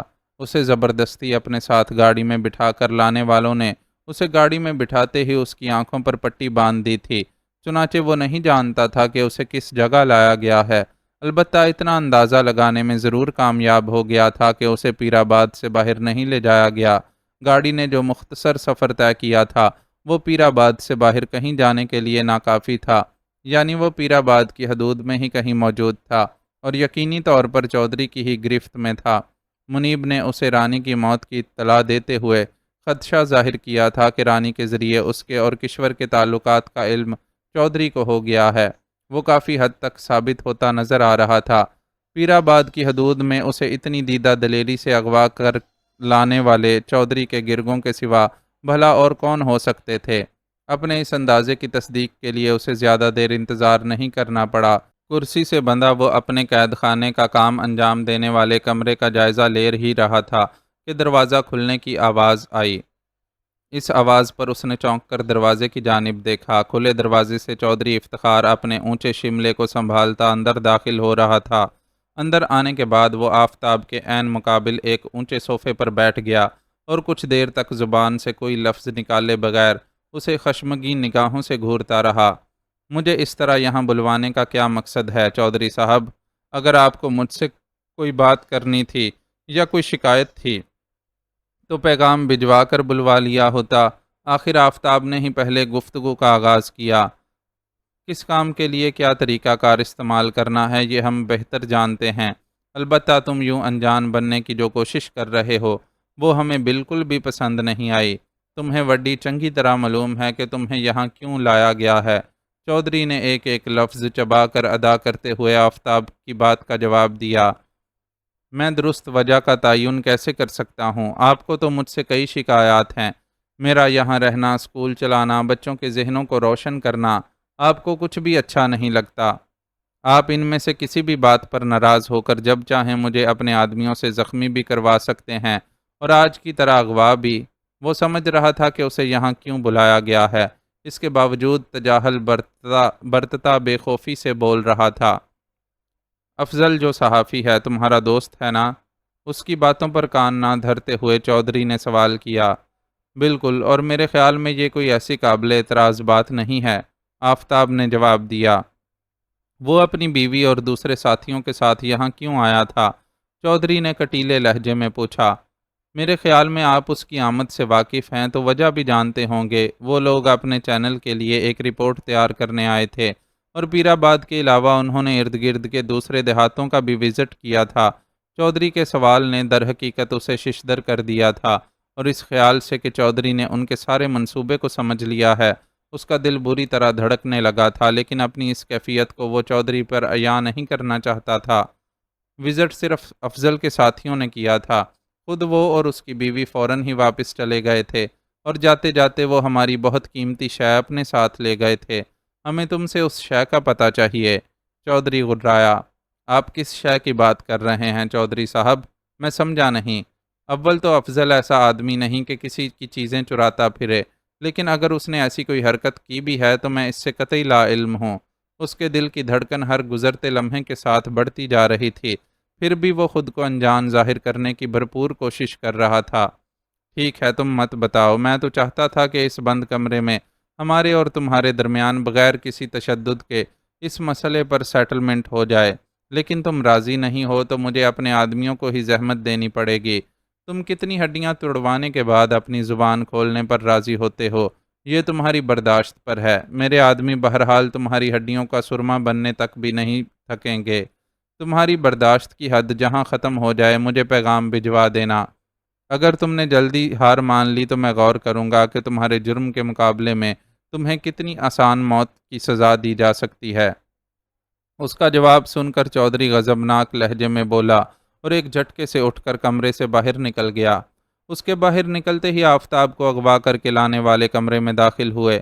ان میں سے ہر ایک کے ہاتھ میں کچھ نہ کچھ موجود تھا، اور یہ تمام چیزیں ہی بہت مہلک تھیں۔ آفتاب کے جسم پر سب سے پہلی ضرب بالے نے لگائی۔ لوہے کی زنجیر پوری قوت سے آ کر اس کے شانے سے ٹکرائی تو وہ اپنی کراہ کو روک نہیں سکا۔ اس کے بعد تو مسلسل ضربوں کا ایک سلسلہ تھا، جن کے ساتھ اس کی بے اختیار چیخوں کا سلسلہ بھی جاری ہو گیا تھا۔ ہے لیڈی، ہو آر یو؟ ماہبانو اپنی آنکھیں کھولنے کی جدوجہد کر رہی تھی کہ اس کے کانوں سے کسی کا یہ جملہ ٹکرایا۔ اس آواز کو سن کر اس نے بمشکل اپنی آنکھیں کھولیں۔ اس کی نظریں ایک غیر ملکی چہرے سے ٹکرائیں۔ نقش و نگار سے وہ شخص اسے کوئی جاپانی لگا، جو اپنے چہرے پر ڈھیروں حیرت اور تشویش لیے اس کی طرف ہی دیکھ رہا تھا۔ ماہبانو فوری طور پر اس کے سوال کا کوئی جواب نہیں دے سکی اور اپنی نظروں کا زاویہ بدل کر ارد گرد دیکھنے لگی۔ وہ نیلے رنگ کا ایک خیمہ تھا جس میں وہ ایک آرام دہ سلیپنگ بیگ میں لیٹی ہوئی تھی۔ اسے سلیپنگ بیگ میں لٹانے سے قبل گرم اونی سویٹر بھی پہنایا گیا تھا۔ سویٹر یقیناً اس شخص کا تھا جس کے خیمے میں وہ اس وقت موجود تھی۔ جاپانی مرد عموماً زیادہ لہیم شہیم نہیں ہوتے۔ اس کے سامنے موجود شخص بھی گھٹے ہوئے جسم کا مالک تھا، لیکن اس کے باوجود ماہبانوں کے نازک جسم پر اس کا سویٹر ڈھیلا ہی تھا۔ سویٹر اور سلیپنگ بیگ کی فراہم کردہ خوشگوار حرارت کو محسوس کرتے ہوئے ماہبانوں کو یکدم ہی وہ لمحہ یاد آ گیا جب وہ ایک ڈھلوان پر پھسل گئی تھی اور پھسلنے کے بعد بے بسی کے عالم میں ایک جگہ بیٹھی خود پر گرتی برف میں اپنے آپ کو دفن ہوتا ہوا محسوس کر رہی تھی۔ سردی کی شدت، بخار اور کمزوری نے مل کر اسے ہوش و خرد سے بیگانہ کر دیا تھا۔ برف کی سرد قہر میں اپنے زندہ وجود کو دفن ہوتے محسوس کرتے ہوئے وہ اس وقت جو بے ہوش ہوئی تھی تو اب اس آرام دہ خیمے میں آنکھ کھلی تھی۔ اسے بالکل ایسا لگ رہا تھا جیسے اسے اللہ کی طرف سے نئی زندگی عطا کی گئی ہے۔ تمہیں مایوس ہونے کی ضرورت نہیں ہے۔ جیسے اللہ تمہیں پہلے ہر مصیبت سے بچاتا رہا ہے، ویسے ہی یہاں سے بھی بچا کر نکال دے گا۔ عمران کے الفاظ ایک بار پھر اس کے ذہن میں گونجے، اور ان الفاظ کے یاد آتے ہی احساس تشکر سے اس کی آنکھیں بھیگ سی گئیں۔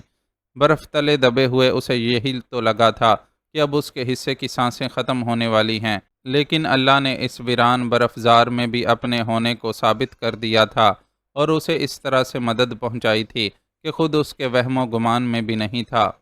میں کلائمبر ہوں اور ہمیشہ سولو کلائمبنگ کرتا ہوں۔ اس بار میں کیٹو کے بیس کیمپ تک جا کر واپس آ رہا ہوں۔ 3-4 گھنٹے پہلے ہی ہونے والی سنو فال کی وجہ سے مجھے اپنا سفر روک کر خیمہ نصب کرنے کا فیصلہ کرنا پڑا۔ خیمہ لگا کر میں ٹیلیسکوپ سے ارد گرد کا جائزہ لینے لگا۔ سنو فال کی وجہ سے منظر صاف نہیں تھا، لیکن مجھے ایسا لگا کہ قریب ہی کوئی موجود ہے اور سنو فال کی وجہ سے مصیبت میں پھنس گیا ہے۔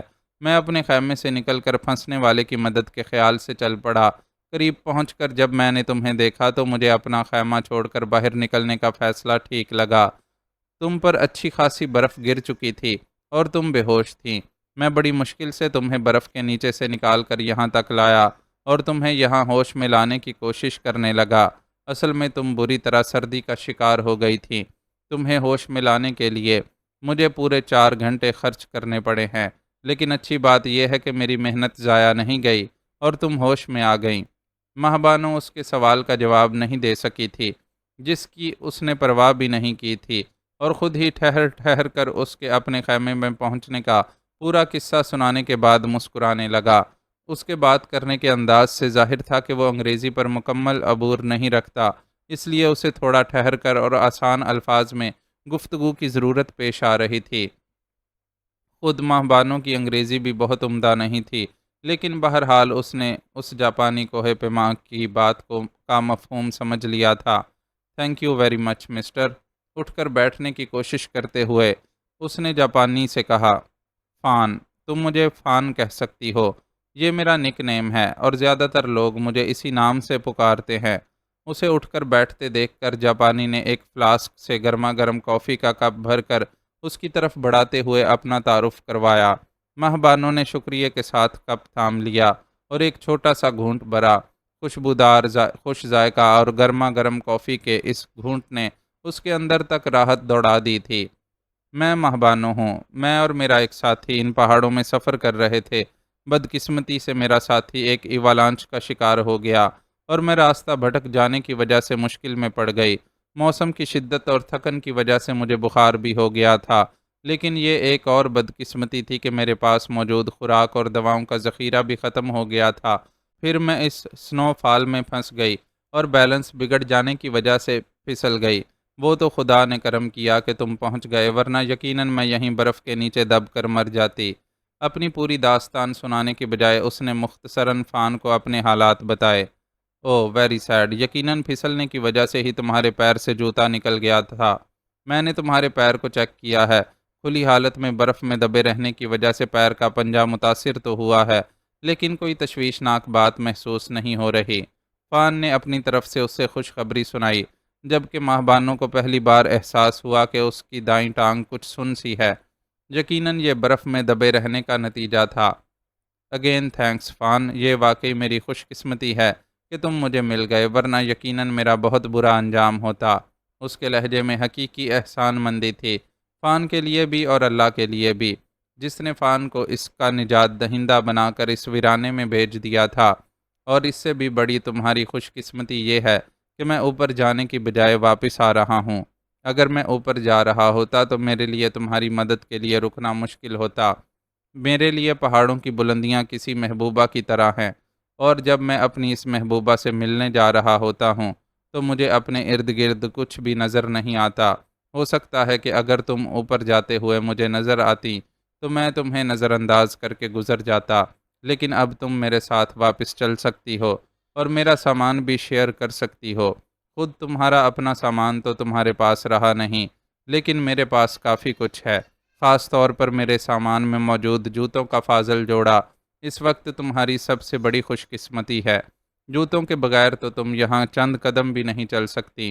اس نے نہایت صاف گوئی کا مظاہرہ کرتے ہوئے اسے یہ تو بتا دیا تھا کہ اگر وہ اوپر جا رہا ہوتا تو ہرگز بھی اس کے لیے زحمت نہ کرتا، لیکن ساتھ ہی اسے اپنے ساتھ واپس لے جانے کی بھی آفر کر دی تھی۔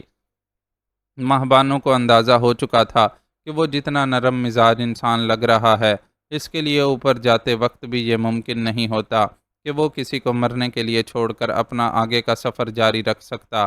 بہرحال حقیقت جو بھی تھی، اس کے لیے تو سب سے اہم بات یہ تھی کہ اسے ایک اچھا ہم سفر میسر آ گیا تھا، اور اس بات کے لیے وہ اللہ کی جتنی بھی شکر گزار ہوتی وہ کم ہی تھا۔ ایک ایسے وقت میں جب عمران کی موت کے بعد وہ بالکل تنہا رہ گئی تھی اور اس کے پاس سامان سفر بھی نہیں رہا تھا، اللہ نے اس ویرانے میں ایک ایسا شخص بھیج دیا تھا جو اپنی تجربہ کاری اور مہیا سہولیات کی وجہ سے اس کے لیے عمران سے کئی گنا زیادہ مفید ثابت ہو سکتا تھا۔ عمران تو خود راستوں سے ناواقف ہونے کی وجہ سے اس کے ساتھ ادھر ادھر بھٹکتا پھر رہا تھا، جبکہ فان کے لیے یہ راستے پوری طرح آشنا تھے۔ گویا وہ کہہ سکتی تھی کہ فان عمران کا بہتر نعم البدل ہے، اور اس نعم البدل کو دیکھ کر اس کے ذہن میں کلام پاک کی یہ آیت گونجنے لگی تھی، اور تم اپنے رب کی کن کن نعمتوں کو جھٹلاؤ گے؟ ناشکری اور نا امیدی نعمتوں کو جھٹلانے کی ہی ایک شکل ہے۔ آئندہ زندگی میں ماہبانوں اس غلطی کی مرتکب نہیں ہو سکتی تھی، کیونکہ تجربات نے اسے سکھا دیا تھا کہ اللہ اس پر بہت مہربان ہے۔ سر، پیر آباد سے ماسٹر منیب آپ سے بات کرنا چاہتے ہیں۔ شہریار ایک فائل کے مطالعے میں مصروف تھا کہ انٹرکام بجا اور اسے اطلاع دی گئی۔ ماسٹر منیب، وہ حیرت سے بڑبڑایا۔ منیب نے کبھی اسے فون نہیں کیا تھا، اس لیے اس کی کال خلاف معمول ہونے کی وجہ سے اس کے لیے حیرت کا باعث تھی۔ بات کروائیں، دل میں کچھ تشویش محسوس کرتے ہوئے اس نے اجازت دی۔ سر، میں منیب بات کر رہا ہوں، آفتاب کا دوست اور ساتھی ٹیچر۔ لائن ملتے ہی منیب کی آواز سنائی دی۔ میں نے آپ کو پہچان لیا ہے، فرمائیے آپ نے کیسے فون کرنے کی زحمت کی؟ آفتاب کے مشن میں اس کا ساتھ دینے کی وجہ سے منیب کے لیے بھی اس کے دل میں بڑی قدر تھی، چنانچہ اخلاق سے دریافت کیا۔ میں نے آپ کو آفتاب کی وجہ سے فون کیا ہے، اس کی جان خطرے میں ہے۔ کیا مطلب؟ منیب کی دی ہوئی اطلاع سن کر وہ بری طرح چونکا تھا۔ آفتاب شہر جانے کے لیے گھر سے نکلا تھا، لیکن راستے میں ہی اسے چودھری کے آدمیوں نے گھیر کر اپنی گاڑی میں بٹھا لیا اور اپنے ساتھ لے گئے۔ یہ واقعہ تانگا چلانے والے ایک لڑکے اکو نے دیکھا تھا۔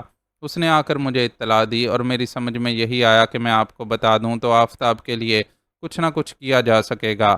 منیب نے اسے بتایا، میں آفتاب کو بچانے کی ہر ممکن کوشش کروں گا، لیکن میری سمجھ میں یہ نہیں آ رہا کہ چودھری کے آدمیوں نے اس طرح اچانک اسے اغوا کیوں کر لیا۔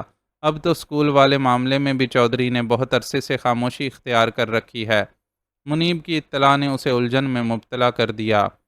اصل میں معاملہ کچھ اور ہے سر، عام حالات میں آپ کو یہ بات کبھی نہیں بتاتا، لیکن اب آفتاب کی زندگی کی خاطر میں آپ پر اس کا ایک اہم راز کھولنے پر مجبور ہوں۔ اصل میں بات یہ ہے کہ آفتاب اور چودھری افتخار کی صاحبزادی کشور ایک دوسرے کو پسند کرتے ہیں۔ انہوں نے خفیہ طور پر نکاح بھی کر رکھا ہے۔ کشور کی خاص ملازمہ رانی ان کے اس راز میں شریک تھی۔ آج جنگل سے رانی سمیت حویلی کی 2 اور ملازماؤں کی لاشیں ملی ہیں۔ رانی کی لاش کا ملنا ایک تشویشناک اطلاع تھی، اس لیے میں نے آفتاب کو مشورہ دیا کہ وہ فی الحال کچھ عرصے کے لیے گاؤں سے کہیں چلا جائے، بعد میں اگر حالات سازگار ہوں تو واپس آ جائے۔ میرے اس مشورے پر وہ فوری طور پر اپنا ضروری سامان لے کر شہر جانے کے ارادے سے گھر سے نکل پڑا، لیکن راستے میں ہی اسے چودھری کے آدمیوں نے گھیر لیا۔ آپ جانتے ہیں کہ گاؤں میں چودھری کا راج ہے، اور گاؤں کا کوئی فرد اس طرح کا کوئی واقعہ اپنی آنکھوں سے دیکھنے کے باوجود زبان کھولنے کی جرت نہیں کر سکتا۔ لیکن اکو کا معاملہ ذرا مختلف ہو جاتا ہے۔ وہ رانی کا منگیتر ہے اور کشور بی بی نے کئی بار آفتاب سے ملاقات کے لیے آنے کے لیے اس کا تانگا استعمال کیا تھا۔ رانی کی لاش ملنے کے بعد اس نے جب آفتاب کو اغوا ہوتے ہوئے دیکھا تو یقیناً سمجھ گیا ہوگا کہ رانی کس جرم میں ماری گئی۔ شاید اپنی منگیتر کے قتل نے ہی اسے یہ جرت بخشی کہ زبان بند رکھنے کی بجائے اس نے مجھ تک اطلاع پہنچا دی۔ منیب نے اسے پوری تفصیل بتا ڈالی۔ وہ خود بھی کشور اور آفتاب کے تعلقات سے واقف تھا اور اس تعلق میں رانی کا کردار بھی اس پر ظاہر تھا، لیکن نکاح والی بات اس کے علم میں نہیں تھی۔ منیب نے حالات کی جو تفصیل اسے سنائی تھی، اس کے بعد وہ خود بھی پر یقین تھا کہ چودھری کو کسی طرح اپنی صاحبزادی اور آفتاب کے مابین تعلق کی بھنک پڑ گئی ہوگی اور وہ غضبناک ہو کر ایکشن میں آ گیا ہوگا۔ اس کہانی کے ایک کردار رانی کو تو اس نے انجام سے دوچار کر دیا تھا۔ آفتاب اغوا ہو چکا تھا، البتہ کشور کے بارے میں کچھ نہیں معلوم تھا کہ اس پر کیا گزری ہوگی۔ اکو نے یہ دیکھا تھا کہ آفتاب کو اغوا کر کے کہاں لے جایا گیا ہے۔ آفتاب کی زندگی خطرے میں محسوس کر کے وہ بے حد مضطرب ہو گیا تھا، لیکن بظاہر خود کو پرسکون رکھتے ہوئے سوال کیا۔ اکو کا کہنا ہے کہ آفتاب کو ڈیرے پر لے جایا گیا ہے، منیب نے بتایا۔ ٹھیک ہے، میں کچھ کرتا ہوں۔ شہریار نے فون بند کر دیا اور آپریٹر کو تارڑ کی جگہ آنے والے نئے ایس پی کا نمبر ملانے کا حکم دیا۔ ایس پی صاحب، ہمیں ایک بندے کو بازیافت کروانے کے لیے پیرآباد کے چودھری افتخار کے ڈیرے پر ریڈ کرنا ہے۔ آپ فوری طور پر اس کام کے لیے پارٹی تیار کروائیں، میں خود آپ لوگوں کے ساتھ چلوں گا۔ ایس پی کے لائن پر آتے ہی اس نے ادھر ادھر کی کوئی بات کیے بغیر اس سے ڈائریکٹ کہا، چودھری افتخار کے ڈیرے پر ریڈ سر؟ چودھری تو اس ایکشن پر طوفان اٹھا دے گا۔ اس کا حکم سن کر ایس پی گھبرا گیا اور تشویش کا اظہار کیا۔ دس از مائی آرڈر مسٹر ایس پی، اور جب میں کہہ رہا ہوں تو کہ میں خود پولیس پارٹی کے ساتھ چلوں گا تو آپ کو پریشان ہونے کی کیا ضرورت ہے؟ شہریار نے جھنجھلا کر بلند آواز میں جواب دیا۔ عام حالات میں شاید وہ بھی چودھری کے ڈیرے پر پولیس ریڈ کروانے سے پہلے بہت پہلے کچھ دیر سوچتا، لیکن یہ آفتاب کی زندگی کا معاملہ تھا، اس لیے وہ خطرہ مول لینے کے لیے بھی تیار ہو گیا۔ اوکے سر، میں آدھے گھنٹے کے اندر پولیس پارٹی تیار کروا کر آپ کو اطلاع دیتا ہوں۔ اس کے لہجے کی وجہ سے ایس پی اس سے مزید بحث کرنے کی جرت نہیں کر سکا۔ خود شہریار کا یہ عالم تھا کہ اس کے لیے انتظار کا آدھا گھنٹہ گزارنا بھی مشکل ہوا جا رہا تھا۔ آدھا گھنٹہ گزرنے کے بعد جیسے ہی اس کے پاس ایس پی کی کال آئی، وہ اپنے دفتر سے نکل پڑا۔ ڈرائیور کو پیرآباد جانے کے لیے تیار رہنے کا وہ پہلے ہی کہہ چکا تھا۔ اس کے گاڑی میں بیٹھتے ہی ڈرائیور نے گاڑی چلا دی۔ پولیس پارٹی بھی ان کے ساتھ ہی روانہ ہوئی تھی، لیکن شہریار کی گاڑی سب سے آگے اڑی جا رہی تھی۔ پیرآباد تک کا طویل فاصلہ انہوں نے خلاف معمول بہت کم وقت میں طے کر لیا۔ پہلے شہریار کی گاڑی ڈیرے کے سامنے رکی، پھر یکے بعد دیگرے ان کے ساتھ آنے والے دونوں پولیس کی جیپیں بھی پیچھے آ رکیں۔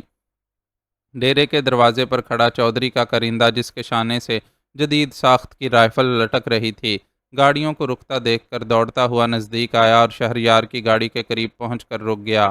سلام صاحب، اسے شناخت کر کے اس نے زوردار سلام جھاڑا، لیکن نگاہوں میں یہ سوال بھی موجود تھا کہ اس طرح یہاں آنے کا کیا مقصد ہے؟ گیٹ کھولو، پولیس ڈیرے کی تلاشی لے گی۔ اس کے سلام کا جواب دینے کی بجائے شہریار نے حکم دیا۔ وہ ابھی تک اپنی گاڑی سے نیچے نہیں اترا تھا۔ ڈیرے کی تلاشی؟ وہ کیوں صاحب؟ چوکیدار نے حیرت سے سوال کیا۔ کیوں کا جواب تمہیں دینا ضروری نہیں ہے، اس نے سختی سے جواب دیا۔ معاف کرنا صاحب، آپ کہتے ہیں تو میں دروازہ کھول دیتا ہوں۔ حیرت انگیز طور پر چوکیدار نے زیادہ مزاحمت نہیں کی اور جس طرح دوڑتا ہوا آیا تھا اسی طرح دوڑتا ہوا واپس گیا اور بڑا سا گیٹ پوری طرح وا کر دیا۔ شہریار کا اشارہ پا کر اس کے ڈرائیور نے گاڑی کھلے گیٹ سے اندر داخل کر دی۔ پیچھے منتظر کھڑی پولیس کی جیپیں بھی حرکت میں آئیں اور اندر داخل ہو گئیں۔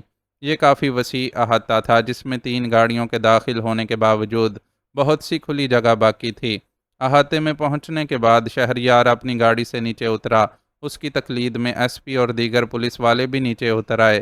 اس عرصے میں چوکیدار اندر جا کر منشی اللہ رکھا کو بلا لایا تھا۔ یہ میں کیا سن رہا ہوں سر؟ آپ اس جگہ کی یعنی کہ چودھری عالم شاہ کے ڈیرے کی تلاشی لینا چاہتے ہیں؟ کیا آپ کو معلوم نہیں کہ چودھری صاحب ایک عزت دار آدمی ہیں اور اس طرح یہاں کی تلاشی لے کر آپ ان کی توہین کریں گے؟ منشی کی یہ خوبی تھی کہ جب وہ چاہتا تھا دیگر لوگوں کی طرح دیہاتی لب و لہجے میں بات کرتا تھا اور جب ضرورت محسوس کرتا اپنی اردو دانی کا مظاہرہ کرنے لگتا تھا۔ میں اچھی طرح جانتا ہوں کہ یہ چودھری افتخار عالم شاہ کا ڈیرا ہے، اسی لیے مجھے خود پولیس پارٹی کے ساتھ آنا پڑا ہے۔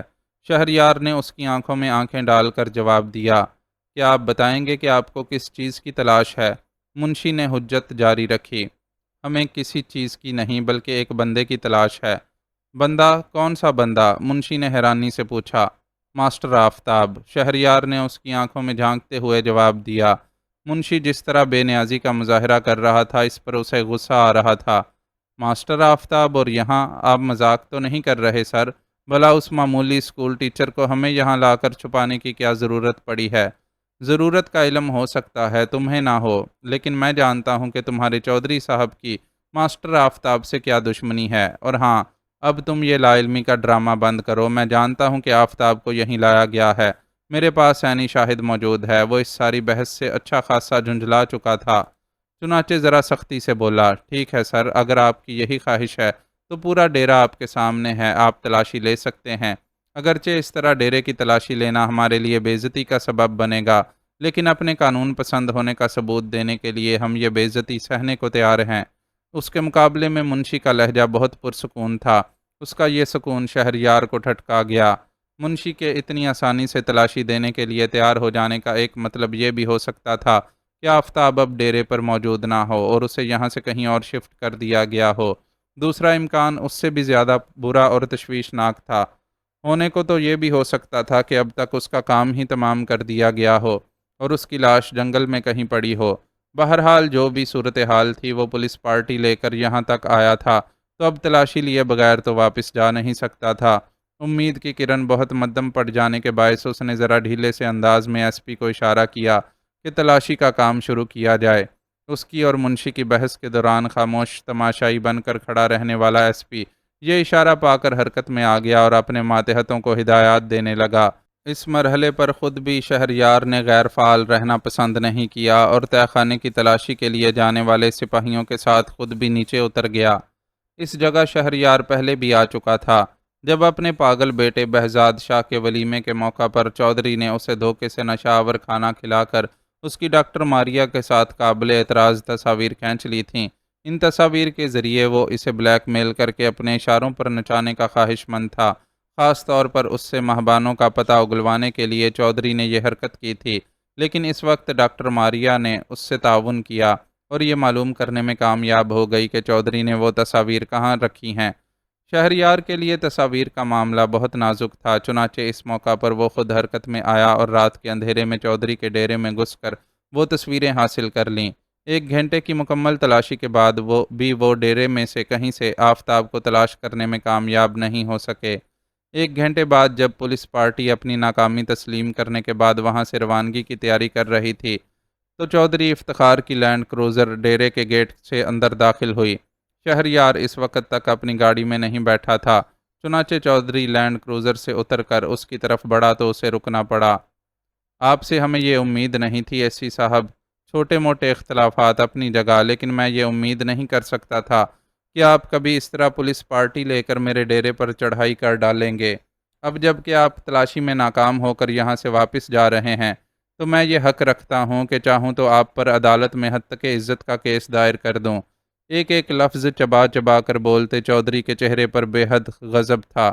آپ اپنے فیصلوں میں آزاد ہیں، چاہیں تو یہ شوق پورا کر لیں، لیکن یہ بات یاد رکھیے گا کہ جب عدالت میں اس مقدمے کی کارروائی شروع ہوگی تو یہ سچ بھی سامنے آئے گا کہ آپ پر ماسٹر آفتاب کو اغوا کرنے کا شک کیوں ظاہر کیا گیا۔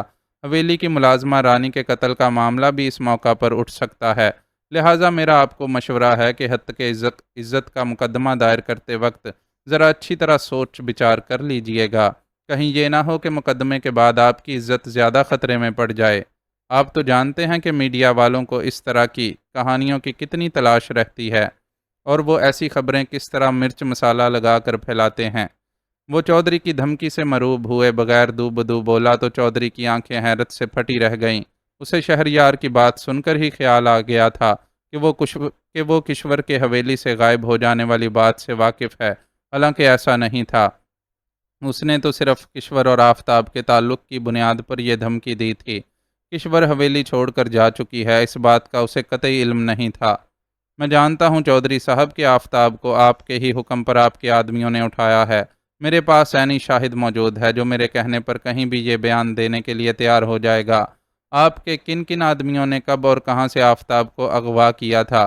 چنانچہ بہتر ہے کہ آپ میرے کسی گواہ کے میڈیا کے سامنے زبان کھولنے سے پہلے ہی آفتاب کو رہا کر دیں، ورنہ نتائج کے لیے میں ذمہ دار نہیں ہوں گا۔ وہ گویا اس وقت چودھری سے براہ راست جنگ کے موڈ میں آ گیا تھا اور ہر طرح کی احتیاط کا دامن چھوڑ بیٹھا تھا۔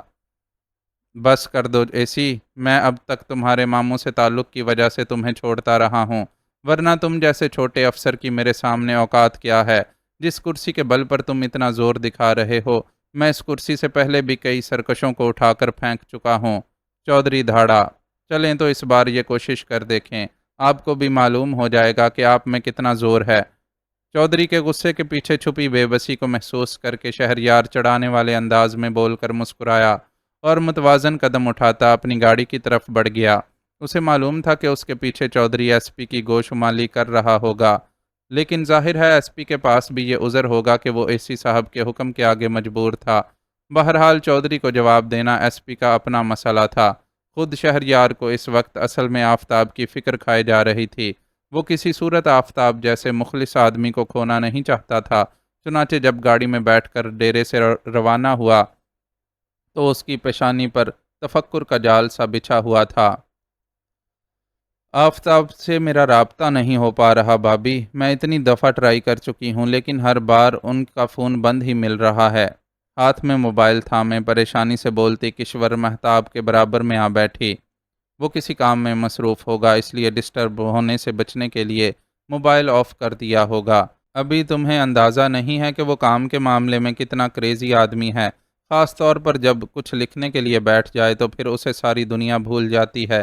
تم فکر نہ کرو اور 1 آدھ گھنٹے بعد پھر ٹرائی کر کے دیکھو، انشاءاللہ بات ہو جائے گی، مہتاب نے اسے تسلی دی۔ ہو سکتا ہے آپ کا اندازہ ٹھیک ہو لیکن میں مطمئن نہیں ہوں۔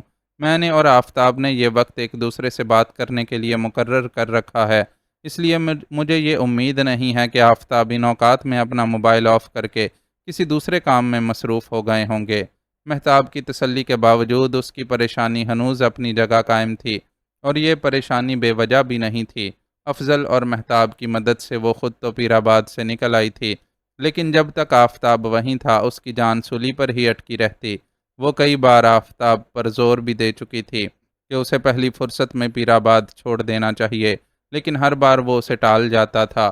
اس کا کہنا تھا کہ اس کی ذات پر ابھی تک کوئی شک ظاہر نہیں کیا گیا ہے، تو پھر کیوں وہ اچانک پیر آباد چھوڑ کر خود کو مشکوک ظاہر کرے۔ کشور کو اس کی یہ دلیل صحیح لگی تھی۔ پھر وہ آفتاب کی اسکول سے وابستگی سے بھی واقف تھا۔ وہ اپنے اسکول کے پروجیکٹ کے معاملے میں بہت جذباتی تھا، اور اس کے لیے اس پروجیکٹ سے الگ ہونا آسان ثابت نہیں ہوتا۔ چنانچہ کشور نے خاموشی اختیار کر لی، لیکن آفتاب کی ہی زبانی اسے یہ اطلاع بھی مل چکی تھی کہ چودھری افتخار امریکہ سے واپس آ چکا ہے۔ اس لیے اب آفتاب کا موبائل بند جا رہا تھا تو اسے تشویش نے گھیر لیا تھا۔ وہ اپنے باپ سے اچھی طرح واقف تھی۔ وہ جانتی تھی کہ وہ اس کے غائب ہونے کی اطلاع ملنے پر امریکہ سے فوری طور پر واپس آیا ہوگا اور اب پوری شد و مد سے اسے تلاش کر رہا ہوگا۔ اس تلاش کے دوران وہ آفتاب تک بھی پہنچ سکتا تھا، بلکہ اسے ڈر تھا کہ شاید وہ پہنچ ہی چکا ہو، جب ہی اس کا آفتاب سے رابطہ نہیں ہو پا رہا۔ چودھری کے آفتاب تک پہنچ جانے کا خیال اتنا لرزہ خیز تھا کہ وہ اپنے اس خیال کو کئی بار وہمہ قرار دینے کی کوشش کے باوجود بری طرح بے کل ہو گئی تھی، اور اب اپنی اس پریشانی کو لے کر مہتاب کے پاس چلی آئی تھی۔ تم پریشان مت ہو، اللہ نے چاہا تو سب خیر ہوگی۔ میں ایسا کرتی ہوں کہ افضل کو فون کر دیتی ہوں، وہ اپنے کسی ذریعے سے آفتاب کے بارے میں معلوم کر کے بتا دیں گے۔ اس کی پریشانی کو دیکھتے ہوئے مہتاب نے پیار سے اس کے بالوں میں ہاتھ پھیرتے ہوئے کہا، اور خود اپنے موبائل کی تلاش میں ادھر ادھر نظریں گھمانے لگی۔ ایک تپائی پر اسے موبائل رکھا ہوا نظر آ گیا۔ بچے کیا کر رہے ہیں؟ کافی دیر سے ان کی آواز نہیں سنائی دے رہی۔ مہتاب فون بک کھول کر اس میں سے افضل کا نمبر ڈائل کرنے جا رہی تھی جب کشور نے اس سے پوچھا، دونوں کو زبردستی پڑھنے کے لیے بٹھا کر آئی ہوں؟ مڈ ٹرم ایگزامز شروع ہونے والے ہیں، لیکن شیطانوں کا آج کل تمہارے ساتھ اتنا دل لگا ہوا ہے کہ پڑھنے بیٹھنے کے لیے راضی ہی نہیں ہوتے۔ ابھی بھی یہی ضد تھی کہ دلہن چچی کے ساتھ باتیں کرتے ہیں، لیکن میں نے ڈانٹ کر مشکل سے دونوں کو قابو میں کیا ہے۔ مہتاب نے اسے جواب دیا اور خود دوسری طرف جاتی گھنٹی کی آواز سننے لگی، جبکہ اس کا جواب سن کر کشور کے ہونٹوں پر دھیمی سی مسکراہٹ پھیل گئی تھی۔ مہتاب کے دونوں بچے بہت پیارے تھے اور اس کے ساتھ اتنا زیادہ گھل مل گئے تھے کہ اسکول سے آنے کے بعد مشکل سے ہی اس کو چھوڑنے کے لیے راضی ہوتے تھے۔ وہ خود بھی ان کی چھوٹی چھوٹی شرارتیں اور معصومیت بھری باتیں انجوائے کرتی تھی۔ ان دونوں کے ساتھ مصروف رہتے اکثر اسے اپنے وجود میں پلتے اس بچے کا خیال آ جاتا تھا جو اس کی اور آفتاب کی محبت کی نشانی تھا۔ مہتاب کے بچوں کی شرارتوں سے لطف اندوز ہوتے اس کے ذہن کی سکرین پر اپنے بچے کا تصور ابھر آتا اور وہ اسے اپنے سامنے کھیلتا کودتا شرارتیں کرتا نظر آنے لگتا۔ اس پریشان کن صورتحال میں بھی اس کے دل میں ایسا ہی خیال ابھرا تھا اور بے اختیار اس کے ہونٹ مسکرانے پر مجبور ہو گئے تھے۔ جی افضل، میں نے آپ کو اس لیے فون کیا ہے کہ یہ کشور آفتاب کے لیے بہت پریشان ہو رہی ہے۔ اس کا کہنا ہے کہ یہ بہت دیر سے آفتاب سے رابطہ کرنے کی کوشش کر رہی ہے، لیکن اس کا موبائل مسلسل آف جا رہا ہے۔ پلیز آپ ذرا کسی طرح معلوم تو کریں کہ کیا مسئلہ ہے، تاکہ اس پاگل لڑکی کو چین آئے۔ مہتاب کی آواز نے اسے اپنے خیالات کی دنیا سے باہر نکالا اور وہ اس گفتگو کی طرف متوجہ ہوئی۔ جی میں نے اسے تسلی دی ہے، لیکن وہ پھر بھی پریشان ہی ہے۔ بہتر یہی ہے کہ آپ خود کسی طرح آفتاب سے رابطہ کریں اور اس سے کہیں کہ اپنی بیگم صاحبہ کو فون کر لے، ورنہ تو محترمہ اپنی جان ہلکان کرتی رہیں گی۔ اسے اپنی طرف متوجہ دیکھ کر مہتاب نے مسکراتے ہوئے افضل سے یہ بات کہی اور پھر اس کا جواب سن کر فون بند کر دیا۔ میں نے افضل سے کہہ دیا ہے، وہ کہہ رہے ہیں کہ کشور سے کہو پریشان نہ ہو، میں ابھی آفتاب سے رابطہ کرنے کی کوشش کرتا ہوں۔ موبائل کو ایک سائڈ پر رکھتے ہوئے اس نے کشور کو بتایا تو اس نے اس بات میں سر ہلا دیا، لیکن اس کا دل جس بری طرح سے بے چین تھا، اس کیفیت کا خاتمہ آفتاب کی آواز سنے بغیر ہو ہی نہیں سکتا تھا۔ ایسا کرو تم بچوں کے کمرے میں چلی جاؤ، ذرا ان کی نگرانی کر لینا کہ صحیح سے پڑھ بھی رہے ہیں یا آپس میں چونچے لڑانے میں مصروف ہیں۔ میں اتنی دیر میں کچن دیکھ لیتی ہوں، کھانا تقریباً تیار ہی ہے، بس صرف روٹیاں پکانی ہیں، وہ پکا کر میں کھانا لگا دیتی ہوں تاکہ بچے کھا پی کر جلدی سو جائیں۔ رات کو دیر سے سوتے ہیں تو پھر صبح اسکول جانے کے لیے اٹھنے میں تنگ کرتے ہیں۔ مہتاب بھی سمجھ رہی تھی کہ وہ کس کیفیت کا شکار ہے۔ اس لیے اسے بچوں کے ساتھ مصروف کر دینا مناسب سمجھا۔ یہ بات اسے بھی اچھی طرح معلوم تھی کہ بچوں کے ساتھ وہ بہل جاتی ہے۔ کشور نے اس کے مشورے پر عمل کیا اور واقعی کسی حد تک بہل بھی گئی۔ البتہ جب مہتاب نے کھانا لگایا اور اس سے بھی کھانے کے لیے کہا تو اس نے انکار کر دیا۔ اس کے انکار پر مہتاب نے خود بھی بہت زیادہ اصرار نہیں کیا اور دونوں بچوں کو کھانا کھلا کر ان کے دانت وغیرہ صاف کروانے کے بعد سونے کے لیے کمرے میں بھیج دیا۔ ان دونوں میں یہی طے ہوا تھا کہ وہ بعد میں افضل کے آنے کے بعد اس کے ساتھ ہی کھانا کھائیں گی، اور افضل کا فی الحال کوئی نام و نشان نہیں تھا۔ بچوں کو سونے کے لیے بستر پر لٹایا گیا تو انہوں نے کشور سے کہانی سنانے کی فرمائش کر ڈالی۔ بچوں کی فرمائش پر وہ ان کے ساتھ ہی بستر پر لیٹ کر کہانی سنانے لگی۔ مہتاب اس دوران باورچی خانہ سمیٹنے کا کام کر رہی تھی۔ کہانی سنتے سنتے دونوں بچے نیند کی آغوش میں چلے گئے تو وہ بھی آنکھیں موند کر لیٹ گئی۔ مہتاب نے اپنے کام سے فارغ ہونے کے بعد بچوں کے کمرے میں جھانکا تو اسے یہی گمان گزرا کہ کشور بھی سو چکی ہے۔ وہ آہستگی سے دروازہ بند کر کے واپس پلٹ گئی۔ ابھی وہ لاؤنج میں جا کر بیٹھی ہی تھی کہ ڈور بیل بجی۔ ساتھ ہی افضل کی گاڑی کا مخصوص ہارن بھی سنائی دیا۔ اس نے جھٹ جا کر گیٹ کھولا۔ افضل گاڑی اندر لے آیا۔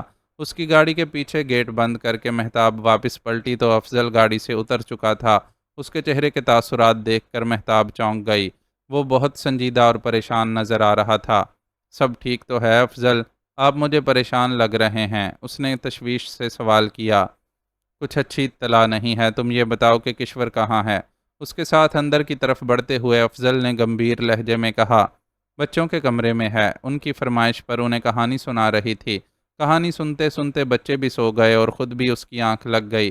لیکن آپ یہ تو بتائیں کہ بات کیا ہے؟ آفتاب کے بارے میں کوئی خبر ملی یا نہیں؟ اس کی بات کا جواب دیتے ہوئے مہتاب نے پریشانی سے پوچھا۔ اس وقت وہ لوگ لاؤنج میں پہنچ چکے تھے اور افضل ایک صوفے پر گرنے کے انداز میں بیٹھ گیا۔ میں اسی کے لیے پریشان ہوں، اس کی طرف سے بالکل بھی اچھی اطلاعات نہیں ہیں۔ میں نے اس کے ساتھی ٹیچر منیب سے رابطہ کیا تھا، اس نے بتایا کہ آفتاب لاہور آنے کے ارادے سے گاؤں سے نکل ہی رہا تھا کہ راستے میں اسے چودھری کے کارندوں نے اٹھا لیا۔ منیب نے اس واقعے کی اطلاع اسی شہریار عادل کو دی، جس نے فوری طور پر ایکشن لیتے ہوئے چودھری کے ڈیرے پر اپنی نگرانی میں پولیس ریڈ کروایا، لیکن اس ایکشن کا کوئی فائدہ نہیں ہو سکا۔ پولیس اپنی پوری کوشش کے باوجود آفتاب کو ڈیرے سے بازیافت کروانے میں کامیاب نہیں ہو سکی۔ میں نے منیب سے بات کرنے کے بعد اس اسی شہریار کو بھی کال کی تھی، وہ خود آفتاب کے لیے پریشان ہے۔ مجھے یقین دلایا ہے کہ اس سلسلے میں جو کچھ ممکن ہو سکا وہ ضرور کرے گا۔ اسی اچھا بندہ ہے، مجھے اس کی بات پر یقین بھی ہے، لیکن چودھری جیسے بندے کا کوئی بھروسہ نہیں۔ اس کی پہنچ بھی بڑی ہے اور وہ بدخصلت بھی بہت زیادہ ہے۔ اب یہی دیکھ لو کہ شہریار عادل کو کنفرمڈ اطلاع ملی تھی کہ آفتاب کو اغوا کرنے کے بعد ڈیرے پر لے جایا گیا ہے، لیکن اسے ڈیرے سے بازیافت نہیں کروایا جا سکا۔ اس کا یہی مطلب لیا جا سکتا ہے کہ پولیس والوں میں بھی اس کے پٹھو موجود ہیں، جنہوں نے پولیس فورس کے ڈیرے پر پہنچنے سے پہلے ہی چودھری کو خبردار کر دیا اور چودھری نے آفتاب کو کہیں اور شفٹ کر دیا۔ بس اب تم یہی دعا کرو کہ آفتاب جہاں بھی ہو صحیح سلامت ہو، ورنہ چودھری کا کیا بھروسہ ہے؟ وہ تو کسی خونخوار بھیڑیے کی طرح ہے جس کے لیے کسی کی جان لینا ذرا بھی مشکل نہیں۔ منیب بتا رہا تھا کہ حویلی کی 3 ملازماؤں کی جنگل سے لاشیں ملی ہیں۔ وہ لڑکیاں کیسے مریں اور ان کی لاشیں جنگل میں کیسے پہنچیں کسی کو معلوم نہیں، لیکن سمجھتے سب ہیں کہ ان لڑکیوں کی موت کے پیچھے چودھری کے سوا کسی کا ہاتھ نہیں ہو سکتا۔ افضل نے اسے ساری تفصیل کہہ سنائی۔ او مائی گاڈ، یہ سب تو بہت خوفناک ہے۔ کشور کو اگر یہ ساری باتیں معلوم ہو گئیں تو اس کی بہت بری حالت ہوگی۔ تفصیل سن کر مہتاب پریشانی سے بولی۔ اسے علم نہیں تھا کہ کشور یہ ساری باتیں سن رہی ہے۔ وہ اسے سویا ہوا سمجھی تھی، لیکن در حقیقت تو وہ جاگ ہی رہی تھی اور بیل کی آواز سن کر کمرے سے باہر بھی آ گئی تھی۔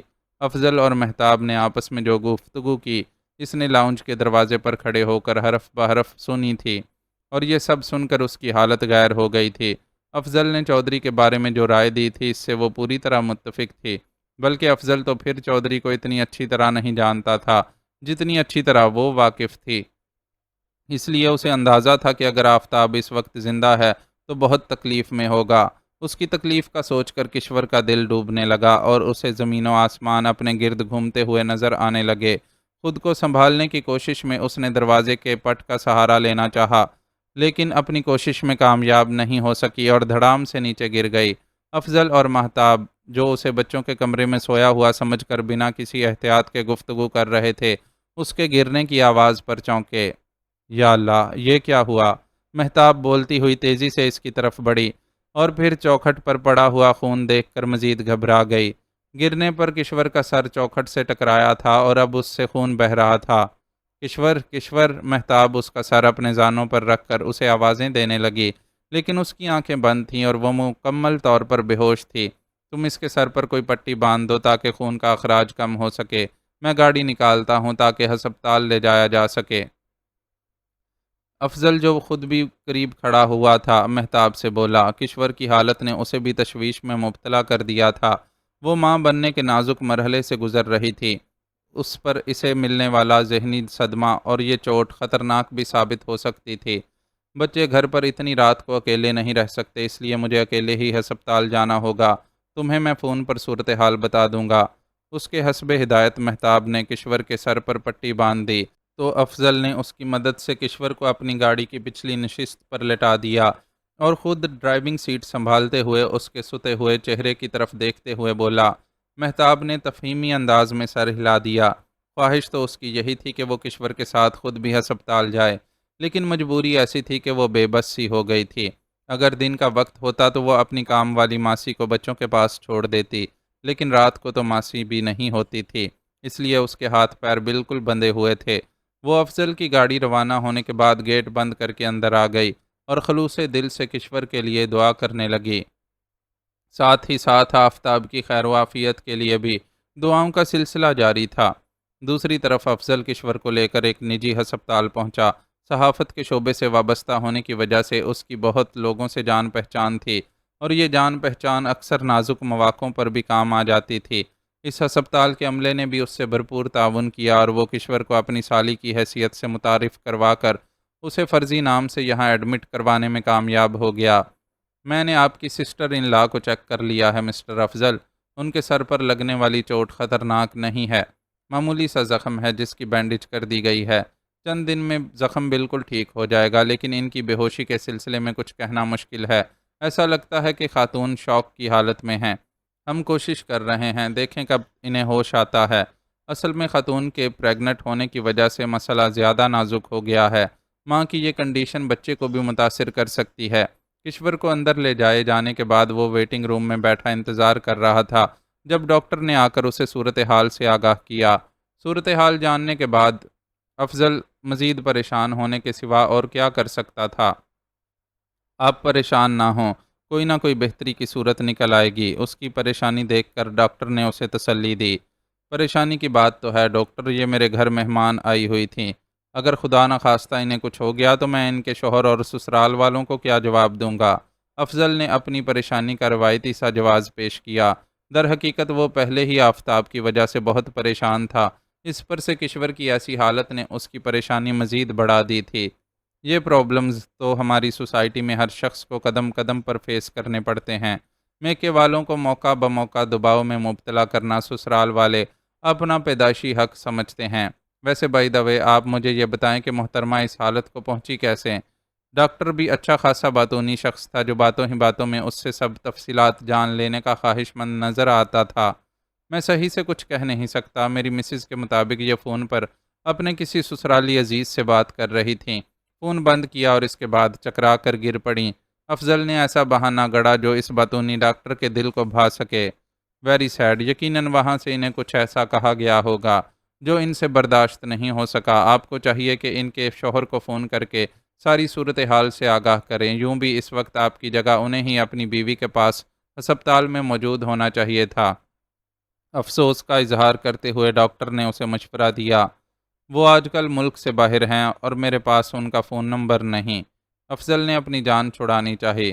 پھر بھی آپ کوشش کریں کہ کسی طرح ان سے رابطہ ہو جائے۔ یہ معاملات بڑے نازک ہوتے ہیں، آپ کتنی ہی بھاگ دوڑ کر لیں، لیکن ذرا بھی اونچ نیچ ہو گئی تو آپ کے سر ہی الزام آئے گا۔ میں خود 6 بہنوں کا اکلوتا بھائی ہوں، اس لیے اس قسم کی صورتحال کو اچھی طرح سمجھتا ہوں۔ ڈاکٹر نے اس پر زور دیتے ہوئے آخر میں جو بات کہی، اسے سن کر افضل کو اندازہ ہوا کہ یہ ڈاکٹر اتنا باتونی اور گھریلو معاملات میں اتنا ایکسپرٹ کیوں ہے۔ बेचारा यकीनन इकलौते भाई की हैसियत से 6 बहनों के ससुराली मसाइल भुगताते भुगताते परेशान हो गया था। चुनाचे जिस किसी को भी इस तरह की मुश्किल में देखता उससे दिली हमदर्दी महसूस करने लगता था। मशवरे का शुक्रिया डॉक्टर साहब। मैं अपनी वाइफ से कहूँगा कि वो इस सिलसिले में कुछ करें। फ़िलहाल तो रात का वक्त है और किसी को भी डिस्टर्ब नहीं किया जा सकता। अगर इस वक्त किसी से रब्ता करना मुनासिब होता तो मेरे साथ मेरी वाइफ भी हस्पताल आती, लेकिन हमारी मजबूरी थी कि घर पर बच्चे अकेले थे और उनके साथ किसी बड़े का होना लाजमी था। खैर, सुबह होगी तो देखा जाएगा कि क्या करना है और क्या नहीं। इस वक्त तो आप ही ताउन करें और अपने स्टाफ के साथ मिलकर मेरी सिस्टर इन लॉ की देखभाल करें। अफजल ने बहुत शाइस्तगी से ढके छुपे लफ्ज़ों में डॉक्टर को जता दिया कि इस वक्त उसकी यहाँ की बजाय किश्वर के पास मौजूदगी ज़्यादा ज़रूरी है। बिल्कुल जनाब, आप बेफ़िक्र रहें। डॉक्टर ने उसका इशारा समझ लिया और वहाँ से चला गया। उसके जाने के बाद अफजल ने महताब का नंबर मिलाया और उसे सूरत हाल से आगाह करने लगा। ये तो बहुत परेशानी की बात है। पहले ही आफताब की वजह से दिल इतना घबरा रहा है। कुछ समझ में नहीं आ रहा उसे किस तरह से चौधरी के चुंगल से बचाया जाए। इस पर से किश्वर की ये हालत। वो सूरत हाल जानकर परेशान हो गई। अल्लाह से अच्छी उम्मीद रखो, हमारे इख्तियार में जो कुछ हुआ ज़रूर करेंगे। मैं अपने चंद साथियों से मशवरा करके देखता हूँ, फिर हम मिलकर तय करेंगे कि आफताब को आज़ाद करने के लिए चौधरी को किस तरह मजबूर किया जाए। असल में ये रवायती जागीरदार और वडेरे मगरूर बहुत होते हैं और अपनी अकड़ की वजह से मुश्किल से काबू में आते हैं। लेकिन तुम हम सहाफ़ियों को भी जानती हो कि किसी के बारे में जानने पर आएँ तो गड़े मुर्दे भी उखाड़ डालते हैं। चौधरी का भी कोई ना कोई वीक पॉइंट सबूतों के साथ हमारे हाथ आ जाए, जिसके सामने आने पर चौधरी को हमारे सामने घुटने टेकने पर मजबूर होना पड़ेगा। अफजल ने बीवी को तसल्ली दी। इंशाअल्लाह, महताब ने दिल की गहराइयों से कहा। तुम कोशिश करो कि थोड़ी देर सो जाओ। सुबह बच्चों को स्कूल भिजवाने के बाद तुम यहाँ अस्पताल आ जाना ताकि मैं बाहर निकल कर कुछ हाथ पैर मार सकूँ। अफजल ने उसे मशवरा देकर फ़ोन बंद कर दिया और अपने करीबी सहाफ़ी दोस्तों से मशवरे के लिए फ़ोन करने लगा। दोस्तों से जारी इस टेलीफोनिक गुफ्तगू के अलावा वो वक्तन फ़वक्तन किश्वर के बारे में भी मालूम कर लेता था। वो हनूज़ पहले वाली हालत में ही थी। अलबत्ता डॉक्टर ने उसे ड्रिप के साथ मिलाकर ऐसी अद्वियात दे दी थीं जो बच्चे को कोई नुकसान पहुंचने से बचा सकें। अफजल की दरख्वास्त पर उसने अपनी दोस्त एक मशहूर गायनाकोलॉजिस्ट को भी कुछ देर के लिए अस्पताल बुलवाकर किश्वर का चेकअप करवाया था। गायनाकोलॉजिस्ट ने अपनी तरफ से मशवरे देने के साथ साथ ये तसल्ली भी दी थी कि बच्चा बिल्कुल महफूज है और फ़िलहाल उसे कोई ख़तरा नहीं। अफजल की पूरी रात अस्पताल में जागते हुए गुजरी। सुबह की रोशनी फैली तो वो ड्यूटी स्टाफ को अपनी थोड़ी देर के लिए घर जाने का बताकर अस्पताल से निकल पड़ा। उसका इरादा था कि घर जाकर महताब को ले आएगा और उसे यहाँ छोड़ने के बाद खुद आफताब की बाजियाबी के लिए भाग दौड़ करेगा। घर के गेट पर पहुंचकर उसने हस्बे आदत गाड़ी का हारन बजाया। महताब हारन की आवाज़ पहचानती थी और उसे सुनकर फ़ौरन ही गेट खोलने के लिए दौड़ी चली आती थी। लेकिन आज जाने क्या बात थी कि वो गेट खोल ही नहीं रही थी। अफजल ने गौर किया तो उसे अंदाज़ा हुआ कि ज़ेली गेट अंदर से लॉक नहीं है और यूं ही भिड़ा हुआ है। वो कुछ तशवीश के आलम में गाड़ी से उतरकर गेट की तरफ बढ़ा और ज़ेली दरवाजे को खोलकर अंदर दाखिल हुआ। घर के अंदर खामोशी छाई हुई थी। यकीनन बच्चे जो कि स्कूल दूर होने की वजह से सुबह जल्दी ही रवाना हो जाते थे जा चुके थे और महताब शायद रात भर जागने की वजह से इतनी थकी हुई थी कि बच्चों के रवाना होने के बाद उसे सही से दरवाज़ा बंद करने का ख्याल ही नहीं आया और वो यूं ही सो गई। दिल ही दिल में क्या सराई करते हुए उसने अपने बेडरूम का रुख किया। उसके अंदाजे के मुताबिक महताब को यहीं होना चाहिए था, लेकिन वहाँ महताब की मौजूदगी के कोई आसार नहीं थे। यहाँ तक कि बिस्तर की चादर भी इस तरह बेशिकन थी कि साफ समझ में आ रहा था कि महताब पल भर के लिए भी इस बिस्तर पर नहीं लेटी। वो बेडरूम का दरवाज़ा खुला छोड़कर बच्चों के कमरे की तरफ बढ़ा। अपने कमरे के बाद दूसरी जगह यही थी जहाँ महताब के पाए जाने का इम्कान था। बच्चों के कमरे के सामने पहुंचकर उसने हाथ से बंद दरवाजे को धकेला। उसका अंदाज़ा बिल्कुल ठीक था, महताब यहीं बच्चों के बिस्तर पर ही लेटी हुई थी। बल्कि अंदाजे के बरखिलाफ दोनों बच्चे भी उसके पहलू में ही मौजूद थे, मगर इस मंजर में कुछ ऐसा भी शामिल था जिसने अफजल के सामने ज़मीन व आसमान को घुमा डाला। वो जो एक सहाफ़ी होने के नाते बहुत मजबूत असाब का मालिक था, अपने कदमों पर खड़ा रहने की हिम्मत नहीं कर सका और ज़मीन पर बैठता चला गया। मुअज़्ज़ज़ नाज़रीन व सामाईन, لائک، کمنٹس اور شیئر ضرور کریں۔ شکریہ۔